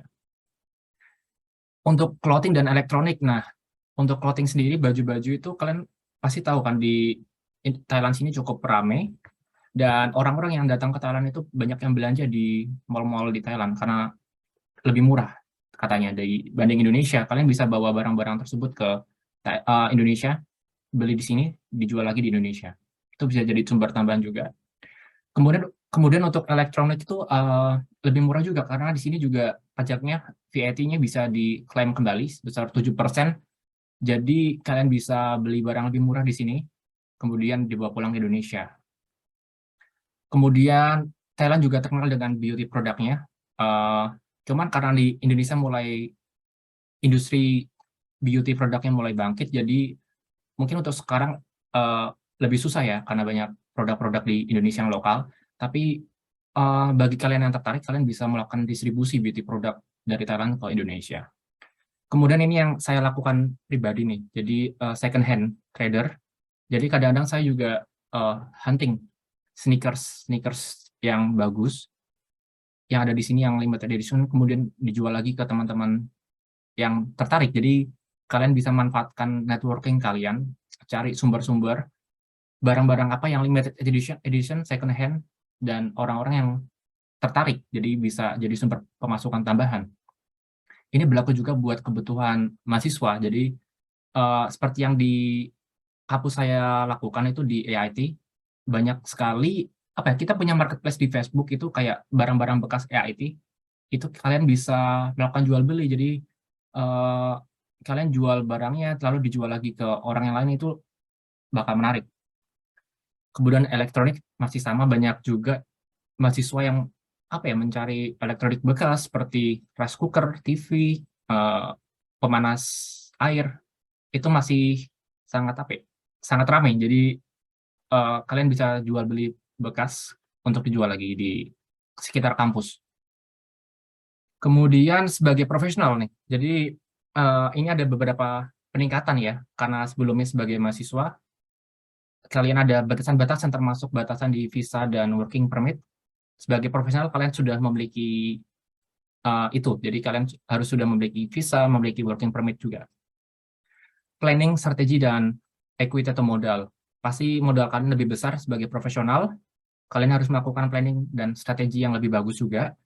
Kemudian kalian harus benar-benar taat secara hukum, regulasi, hukum, dan legalitasnya, karena banyak dokumen-dokumen yang harus kalian siapkan kalau kalian ingin memulai bisnis di Thailand, termasuk dokumen seperti BOI atau Board of Investment di Thailand. Kemudian melakukan eksekusi. Apabila kalian membuka sebuah perusahaan atau bisnis ini, pasti kalian sudah harus ada manajemen ya. Kalian harus melakukan eksekusinya secara baik, operasional setiap harinya, dan manajemen waktunya. Kemudian terakhir ada KPI, Key Performance Index Analysis, itu bagaimana sih hasilnya setelah bisnis tersebut, apakah menguntungkan atau malah rugi. Dan kalian harus tahu juga untuk melakukan improvisasi di bagian-bagian yang kurang bagus performanya. Untuk contoh-contohnya sendiri sebagai profesional, kalian bisa melakukan bisnis seperti restoran, kafe, dan food vendor.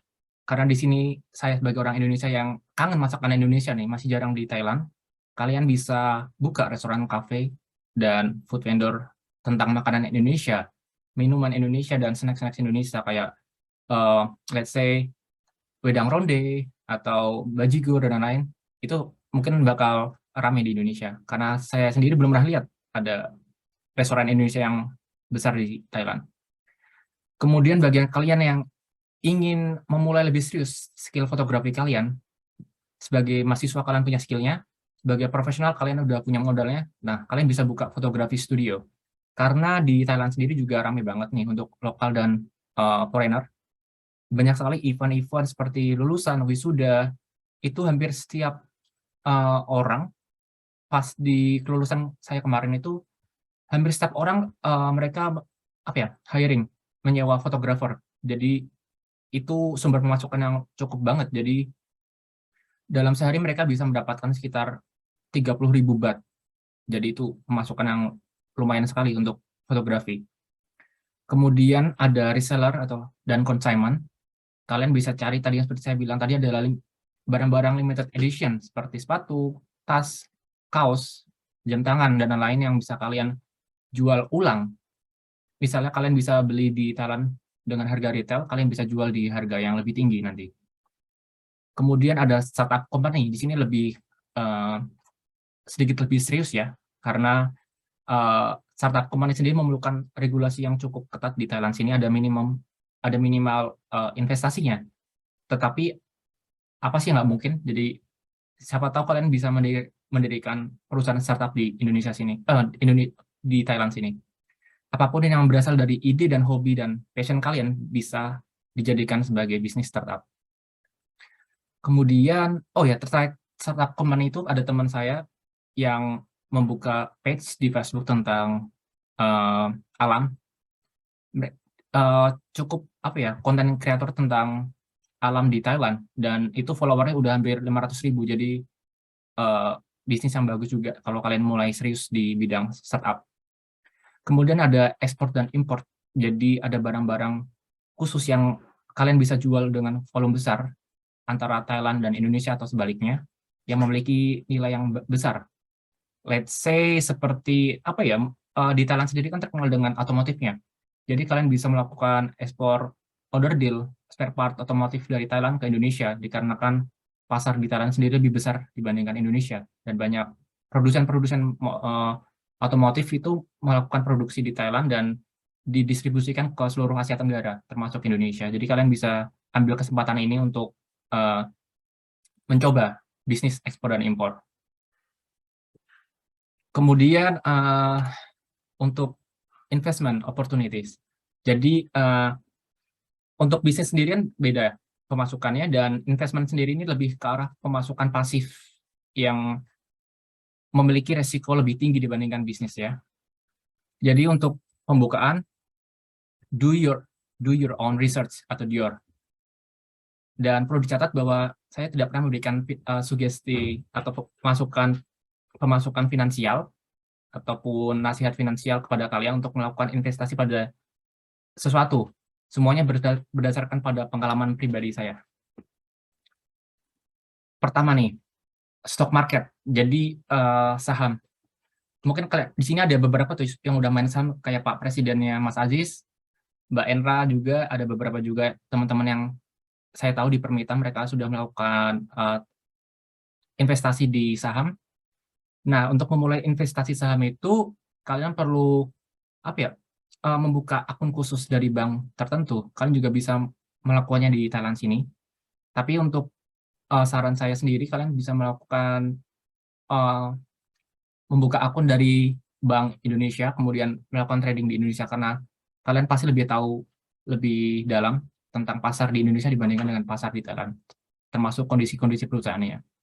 Kemudian kalian bisa cari tren-tren khususnya, apakah yang lagi sedang berkembang di Indonesia. Salah satunya adalah perusahaan teknologi dan sumber daya dan energi, itu sedang lagi trending di Indonesia. Kalian bisa melakukan cek dengan financial report-nya.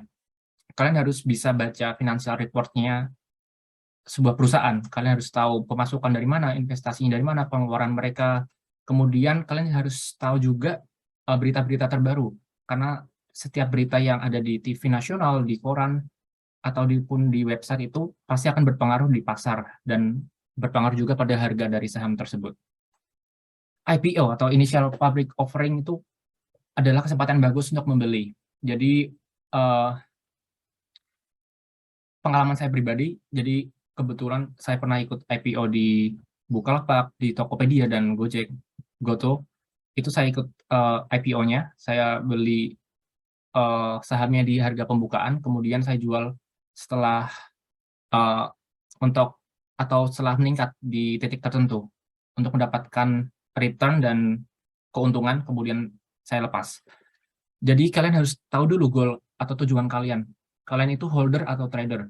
Untuk holder itu kalian memilih investasi untuk jangka panjang. Jadi kalian investasikan uang kalian yang aman ya. Ini uang yang untuk kalian melakukan investasi itu harus uang aman, uang dingin ya. Bukan uang yang kalian gunakan sehari-hari. Jadi kalian harus manage uang tersebut. Itu holder untuk jangka panjang. Jadi kalian beli sahamnya, kalian tinggal. Atau kalian sebagai trader, kalian beli sahamnya dan kalian melakukan trading setiap harinya atau beberapa hari sekali. Jadi itu keputusan masing-masing dari kalian. Untuk melakukan trading sendiri, kalian juga harus tahu pola-pola investasi khusus, pergerakan saham, dan lain-lain. Jadi perlu banyak pembelajaran di stock market atau pasar saham. Kemudian ini di cryptocurrency, ini pasar yang lebih volatile atau pasar yang lebih tidak stabil, tetapi yang menjadi potensi di masa depan. Kebetulan juga saya juga bekerja di perusahaan yang terkait dengan blockchain dan cryptocurrency. Kalian harus melakukan research sebelum kalian membeli sebuah kripto atau token khusus. Itu kalian harus melakukan riset project tersebut dari tim di belakangnya, background mereka, kemudian roadmap atau planning mereka yang akan mereka lakukan, dan juga tokenomic. Tokenomic di sini itu kayak distribusi token mereka gimana. Jadi banyak istilah-istilah yang mungkin memerlukan waktu seharian ini untuk menjelaskan sebuah project termasuk tokenomic. Jadi mungkin bisa dibuat sesi lain atau kalian bisa tanya langsung ke saya melalui Instagram atau Line. Kemudian kalian bisa juga cek project tersebut, apakah teknologi dan visi misi mereka itu akan berpengaruh besar di dunia kripto dan blockchain ke depannya. Karena biasanya teknologi dan visi misi yang besar membutuhkan investasi dan tim yang baik juga.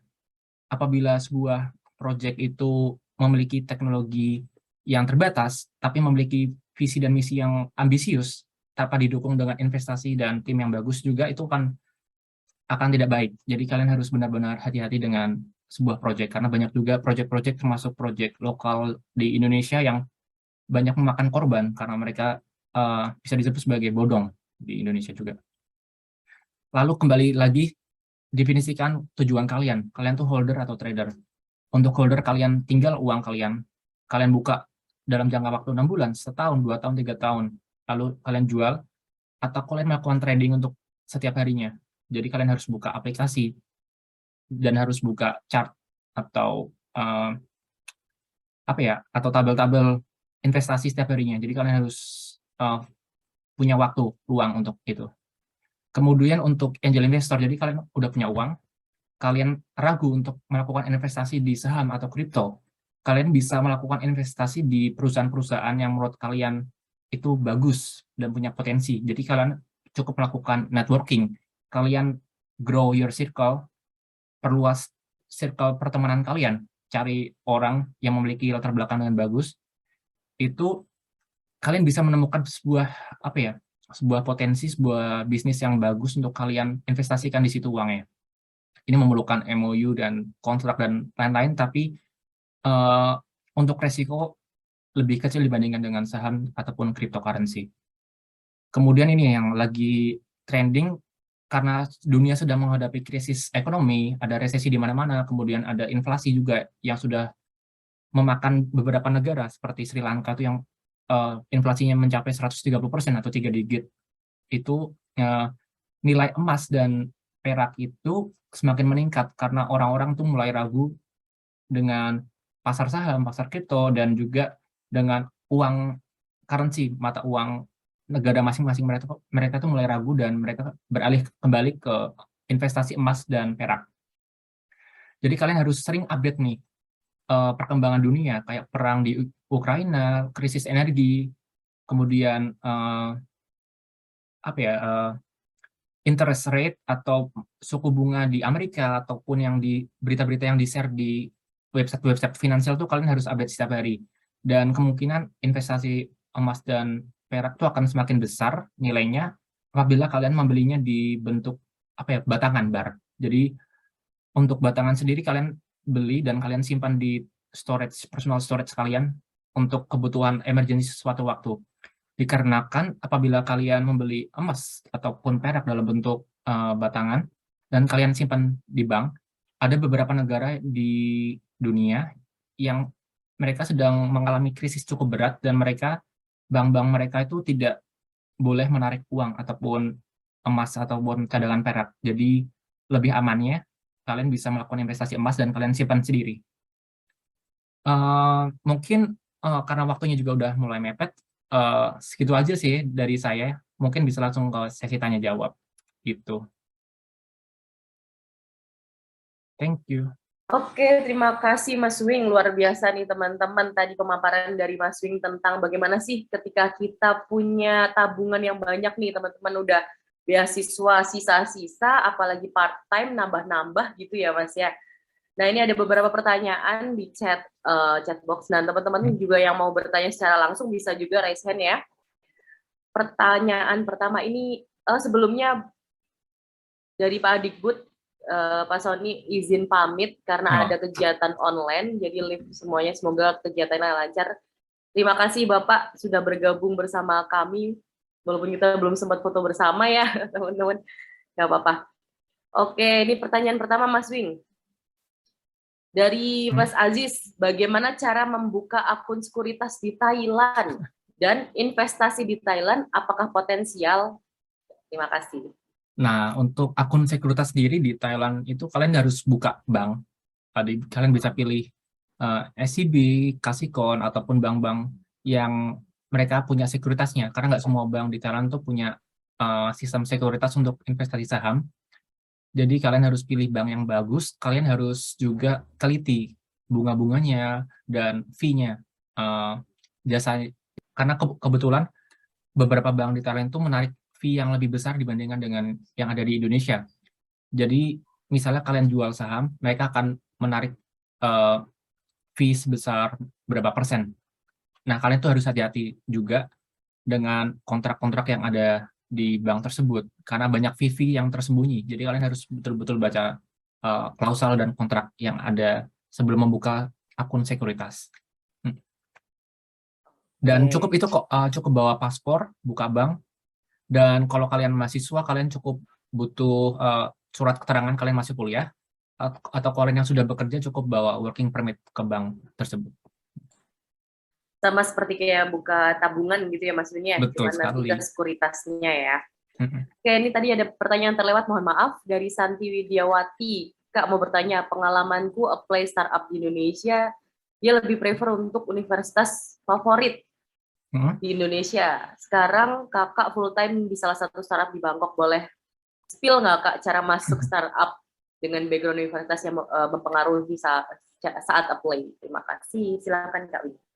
Jadi untuk daftar kerja nih ya, secara umum ya, untuk di Thailand sendiri itu sekarang banyak kesempatan terbuka untuk foreigner.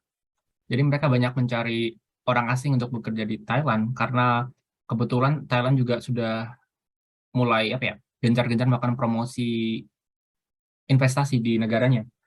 Karena mereka butuh rebuild setelah COVID kan. Jadi mereka banyak menarik orang asing di Indonesia, termasuk saya juga nih. Kebetulan saya setelah lulus dari IIT langsung gabung ke Coinweb itu.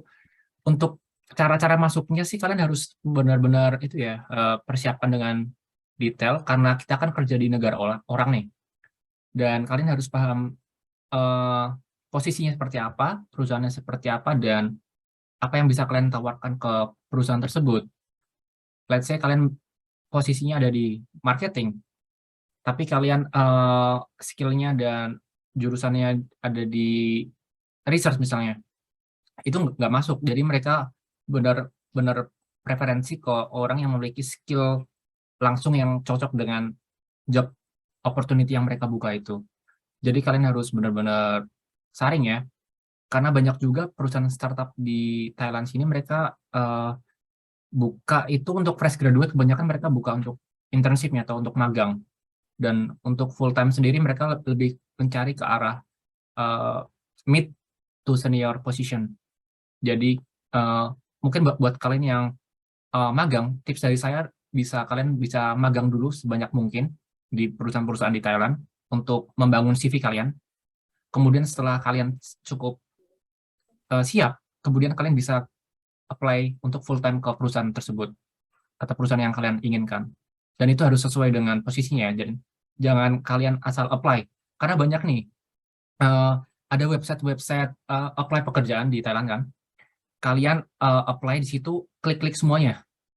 Itu masuk ke database mereka dan mereka bisa cek, HR mereka tuh bisa ngecek ini orang beneran fokus ke satu posisi, misalnya marketing ataupun business development, atau mereka hanya asal apply, asalkan ada tombolnya mereka klik. Jadi itu mereka bisa baca HR atau rekrutmen dari perusahaan, jadi mereka bisa tahu list-listnya. Jadi kalian harus hati-hati juga ya, jadi jangan asal apply. Itu sih kalau dari saya. Ada satu lagi nih, dari background universitas apakah mempengaruhi? Kalau menurut saya sih background dari universitas sendiri itu sedikit berpengaruh, tapi nggak terlalu banyak. Itu tergantung lebih ke arah individu kalian. Apakah kalian punya skill-nya, punya pengetahuannya. Kalau kalian cocok, kalian bisa join. Jadi universitas itu jarang dinilai. Pengalaman saya pribadi sih. Itu Mbak Endra. Oke, terima kasih Mas Wing. Ada lagi pertanyaan nih, rame banget pertanyaan yang dari Iva Hafifah. Terima kasih materinya Mas Wing, materi yang sangat bermanfaat. Atas apa jika menjalani bisnis ekspor impor, apakah boleh dengan menggunakan visa student? Terima kasih. Silakan dijawab Mas Wing. Nah, untuk bisnis bisnis ekspor impor itu karena kalian harus berurusan dengan bea cukai ya. Jadi amannya. Jadi sebenarnya ada jalan yang nggak aman ya, jalan ilegal, tapi itu tidak direkomendasikan. Jadi untuk amannya bisnis ekspor impor kalian harus ada visa atau at least working permit. Jadi visa dan working permit itu dua hal yang berbeda ya. Kalian harus di note. Dan kalian harus berurusan dengan regulasi, dengan hukum yang ada di Thailand. Jadi lebih amannya karena kita orang Indonesia di negara lain, kita numpang di negara orang, kalian harus patuh dengan hukum yang ada di sini, gitu aja. Oke, ini ada lagi dari Kak Georgius Niko Setiawan. Lebih baik membuka akun sekuritas di Thailand atau membeli saham perusahaan di Thailand, atau menggunakan uang tabungan di Thailand untuk memberi saham di Indonesia melalui akun sekuritas di Indonesia. Ini jauh, pertanyaannya panjang tapi bobotnya luar biasa nih. Betul sekali nih. Jadi gimana ya? Kalau saya pribadi ya, karena kita orang Indonesia, kita lebih tahu kondisi negara kita akan daripada negara Thailand. Jadi kalau saya pribadi, saya preferensi untuk membuka akun sekuritas di Indonesia dan invest untuk saham-saham yang ada di Indonesia. Karena kita kurang tahu kan kalau di berita-berita di Thailand itu, kalau kalian bisa baca tulisannya nggak apa-apa sih. Kalau saya nggak bisa bahasa Thailand, jadi kurang update dengan berita-berita ya perusahaan yang ada di sini. Jadi kita nggak tahu kondisi perusahaan mereka gimana, finansialnya bagus atau enggak, performanya gimana. Kadang-kadang juga banyak kasus-kasus seperti investasi bodong juga. Kalau di Indonesia kita bisa tahu investasi bodong seperti apa, kita bisa baca bahasanya. Tapi kalau di sini, kalau kita terbatas dengan bahasanya, itu malah jadi bahaya. Kita bisa investasi ke sebuah perusahaan yang performanya jelek, dan kalian malah kehilangan uang kalian. Jadi, maka dari itu tadi balik ke poin sebelum presentasi, kalian melakukan investasi itu harus menggunakan uang dingin. Jadi jangan menggunakan uang yang kalian gunakan sehari-hari untuk kebutuhan sehari-hari. Gitu aja. Oke, terima kasih Mas Wing. Ini tadi ada yang kelewat Mas Wing. Investasi di Thailand apakah potensial? Investasi di Thailand nih. Iya. Sebenarnya banyak yang potensial sih. Jadi saya sendiri kebetulan tertarik dengan bisnis otomotifnya di Thailand sini. Jadi kebetulan ada teman di Thailand yang punya produsen spare part otomotif yang saya rencana akan ekspor ke Indonesia. Jadi yang tadi saya bilang itu potensi di Thailand tuh sangat besar termasuk di otomotif. Jadi kalian bisa cari-cari potensi yang lain. Tapi untuk satu sih yang perlu ditarik itu untuk let's say kopi. Jadi untuk kopi kalian kayaknya jangan dibawa kopi Indonesia ke Thailand karena di sini tuh orang ngopi tuh lebih banyak, di sini kafenya di mana-mana. Jadi gimana ya? Jadi kurang potensial. Jadi kalian harus pilih-pilih yang mana yang baik, yang jadi trending di Thailand, dan kalian bisa bawa ke Indonesia gitu aja, ekspor impor. Oke, ini lanjutan pertanyaan dari ini yang terakhir nih Mas. Nggak ada yang raise hand kan ya? Nggak ada yang mau langsung bertanya secara in person. Kalau kerja sebagai tenaga pengajar dan peneliti di universitas negeri atau swasta gitu memungkinkan nggak kalau sebagai orang luar negeri? Karena saya lihat sebagian besar dosen mereka dari dalam negeri semua. Wah, ini sih sebenarnya banyak dosen-dosen kan, ajar-ajar kita yang foreigner. Pasti mungkin sih, cuman mungkin persyaratannya mereka harus lebih ketat, mungkin karena butuh banyak kebutuhan kan. Jadi sebagai pengajar sendiri, visa yang dibutuhkan itu bukan visa kerja ya. Ada visa khusus untuk dosen pengajar. Ada requirementnya sendiri. Jadi kalian harus update terus di konsuler Thailand aja di website mereka. Dan kebutuhan kampus-kampus, mungkin kampus-kampus lokal mungkin jarang ya yang foreigner. Cuman untuk kampus-kampus besar di Thailand, Chula, terus King Mongkut, kemudian Thammasat, dan lain-lain itu mereka banyak membutuhkan tenaga kerja foreigner atau orang asing. Oke, ada lagi yang raise hand? Sepertinya belum ada, mungkin yang mau in person. Nah, kebetulan nih Mas Wing kan punya pengalaman yang startup juga nih Mas, yang dari Indonesia nih Mas. Siap. Kalau dilihat dari potensi, tadi kita ngebahas pertanyaan secara ini ya, pembisnis juga gitu kan. Melihat kondisi Indonesia yang sekarang mungkin kalau rupiah lagi stabil ya, tapi ngelihat kondisi baht juga lagi kurang stabil gini. Karena memang kita lihat di bagian sana sedang peperangan gitu kan. Nah, kalau dilihat dari pemata bisnis gini, seorang pembisnis nih, secara fundamental, Gimana nih melihat bisnis di Indonesia ke depannya, Mas? Susah nih. Wah, sebenarnya ini apa ya, bagus nggak bagus sih. Jadi kondisi ekonomi dunia kan seperti yang sudah kita tahu tuh lagi kacau. Inflasi di mana-mana, negara bangkrut, kemudian suku bunga naik, dan rupiah melemah, baht melemah. Yang menguat itu USD, karena mereka yang cetak uang sebanyak-banyaknya. Jadi untuk potensi sebenarnya terpengaruh sedikit ya, karena banyak perusahaan-perusahaan investasi atau venture capital itu mereka hold dananya, mereka pegang uangnya, dan mereka kurangi porsi untuk investasi, termasuk juga potensi startup di Indonesia tuh mereka kurangin. Kecuali potensi startup tersebut beneran bagus, jadi mereka berani juga invest. Tapi untuk sekarang sih, karena dunia masih dalam keadaan COVID, tidak stabil, mungkin untuk potensinya juga kurang baik untuk sekarang sih. Oke, siap. Nah, ini pertanyaan terakhir dari saya nih. Ini karena lumayan ini ya, agak-agak bingung gitu kan, karena kondisi sana sini sedang kurang stabil gitu kan. Kalau lihat dari mungkin ini secara kasat mata dari fundamental juga tadi ngebahas tentang banyak ketidakstabilan karena kondisi COVID ya, Mas ya. Kondisi COVID juga peperangan yang terjadi di Rusia akhirnya berpengaruh banyak hal. Dan kalau terlihat dari trading sendiri atau saham nih, saya kebetulan lagi off karena kondisinya luar biasa Iya, betul. kacau balau gitu kan. Kalau Mas Wing sendiri gimana nih? Apakah memang kondisi ini terpengaruh atau karena semua anak muda lagi main saham nih? Gitu nih. Oke, terima Wah, kasih. menarik nih ngomongin saham ya. Jadi saham sendiri kalau saya lihat di pasar saham Indonesia lagi jelek sih, beneran lagi indeks harga saham Indonesia tuh lagi sering negatif.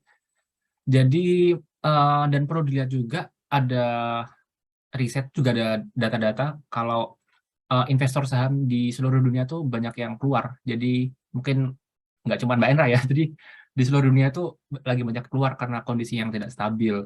Dan mereka lebih memilih beberapa investasi opsional yang tadi sudah saya jelaskan. Mereka ada yang masuk ke kripto, ada yang masuk ke emas dan perak, ada juga masuk ke perusahaan-perusahaan tradisional. Mereka tinggal investasi langsung. Jadi itu memang berpengaruh besar sih, Mbak. Oke, ya betul sekali ya Mas ya. Kita juga kebetulan dulu sering ngobrolin masalah ini ya. Oke, terima kasih Mas Wing atas materinya yang sangat luar biasa dan semoga teman-teman jadi tambah pengetahuannya tentang investasi atau business investment yang nantinya pengen teman-teman lakukan. Berikan tepuk tangan untuk Mas Wing. Tepuk tangan virtual. Oke, saya akan ringkas sedikit tentang materi yang tadi Mas Wing sampaikan, tentang apa aja sih yang bisa kita lakukan setelah kita punya tabungan yang luar biasa banyak gitu kan ya. Bahasa Thailandnya apa tadi ya? Luai mak lo ya gitu. Nah, yang pertama tadi ada content creator ya. Jadi content creator tuh banyak hal yang bisa dilakukan ya. Mungkin itu salah satu pekerjaan yang menyenangkan tapi juga merepotkan karena harus editing gitu, tapi juga harus menyisihkan waktu ya untuk berkegiatan atau menceritakan sesuatu, storytelling gitu ya. Lalu ada bisnis jasa. Sebenarnya ini bisnis jasa ini sangat menguntungkan sekali ya. Saya juga sempat coba dan ternyata bisa juga jadi salah satu hal yang menarik yang teman-teman bisa coba, yaitu jasa titip atau jasa nyariin barang di sini terus nanti dikirim ke Indonesia. Dan itu luar biasa tadi disebutkan sama Mas Wing juga ya. Terus ada supplier barang, betul banget, karena jarang banget nih kecap manis di sini ya. Tapi juga nggak cuma kecap manis, Indomie Indonesia itu rasanya luar biasa beda sama yang ada di sini. Bisa titip-titip makanan dari Indonesia atau kita bisa sebagai supplier seperti toko Indonesia kayak gitu kan. Yang terakhir ada second trader ya. Jadi tadi karena memang pasar trader di sini yang second hand itu luar biasa ya di Thailand dengan produk-produknya yang sangat tinggi nilainya, dan orang Indonesia yang mungkin termasuk orang-orang yang suka membeli ya, jadi konsumtif gitu kan. Mungkin teman-teman bisa cari pasarnya dulu dengan cara melihat barang yang ada di Indonesia, seperti itu ya Mas Wing ya. Oke teman-teman, terima kasih banyak untuk sore hari ini, dan terima kasih untuk kedua pemateri yang luar biasa, Mas Soleh dan Mas Wing. Teman-teman juga nanti bisa ikuti Instagramnya Mas Soleh dan Mas Wing yang nanti ada di posternya kegiatan pada siang hari ini. Di sana ada terpampang ya. Instagramnya mereka, dan mereka juga insya Allah siap untuk memberikan jawaban-jawaban luar biasa kalau teman-teman mau bertanya, atau kontak bisa di line-nya langsung ya Mas ya. Nanti juga bisa di-share. Minta aja di DM di teror, kalau nggak dijawab teror terus gitu.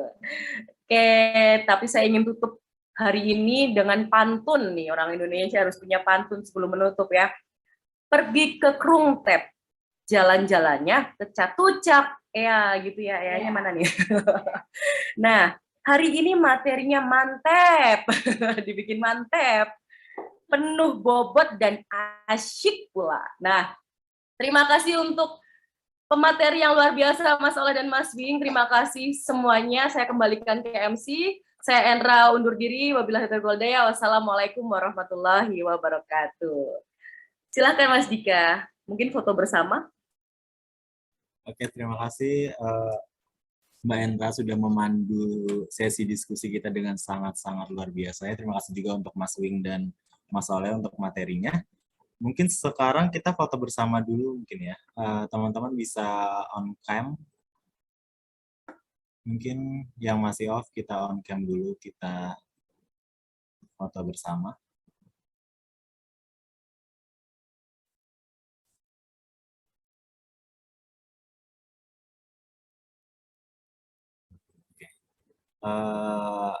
Slide pertama ya, kita ambil 1, 2. Masih ada yang mau on kamera Kak? Tunggu sebentar.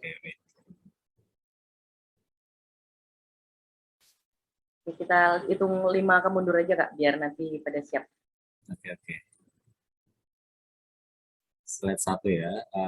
Semua on cam, lihat kamera. 3, 2, 1. Oke. Slide 2.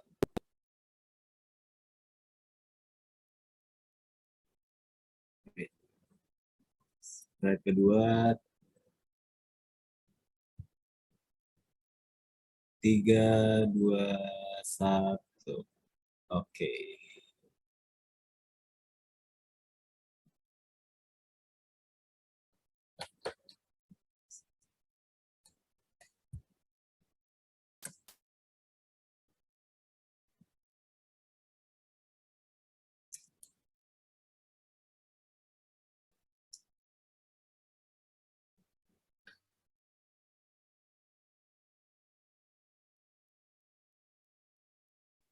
Oke teman-teman, terima kasih. Sekali lagi saya ucapin untuk Mbak Endra, Mas Wing, dan Mas Soleh. Untuk semua teman-teman juga yang sudah hadir pada webinar kali ini, saya minta tolong juga untuk teman-teman dibantu isi link kehadirannya ya. Oke, mungkin kita akhiri saja webinar pada siang hari ini. Apabila dari kami selaku penyelenggara ada kurang-kurangnya, kami mohon maaf.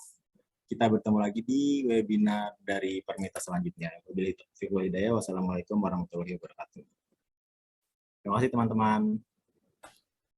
Ya, terima kasih untuk semuanya. Ini kalau ada pertanyaan boleh langsung line atau DM pemateri. Silahkan. Thank you. Thank you tim Permita. Dadah Mas Terima kasih Mas Wing, terima kasih Mas Soleh. Mas Soleh, Dika dan kawan-kawan, Mbak Jule dan kawan-kawan. Thank you Mbak Endra dan semuanya. Thank you, Mas.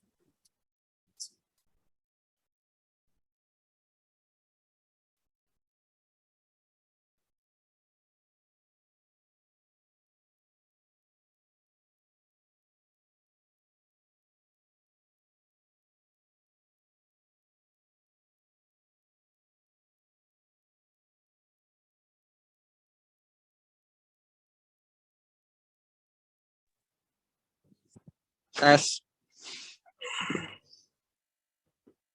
Halo. Halo, Mas. Ini mau langsung start apa kayak gimana? Mau pakai link dari KBRI ini atau ganti? Pakai KBRI nggak apa-apa, cuma yang bukan pengurus di waiting list aja. Bentar dulu. Ini recordingnya udah stop belum ya? Di stop dulu Mas recordnya. Belum. Ya udah, stop dulu. Sorry guys, baru nyampe hotel guys.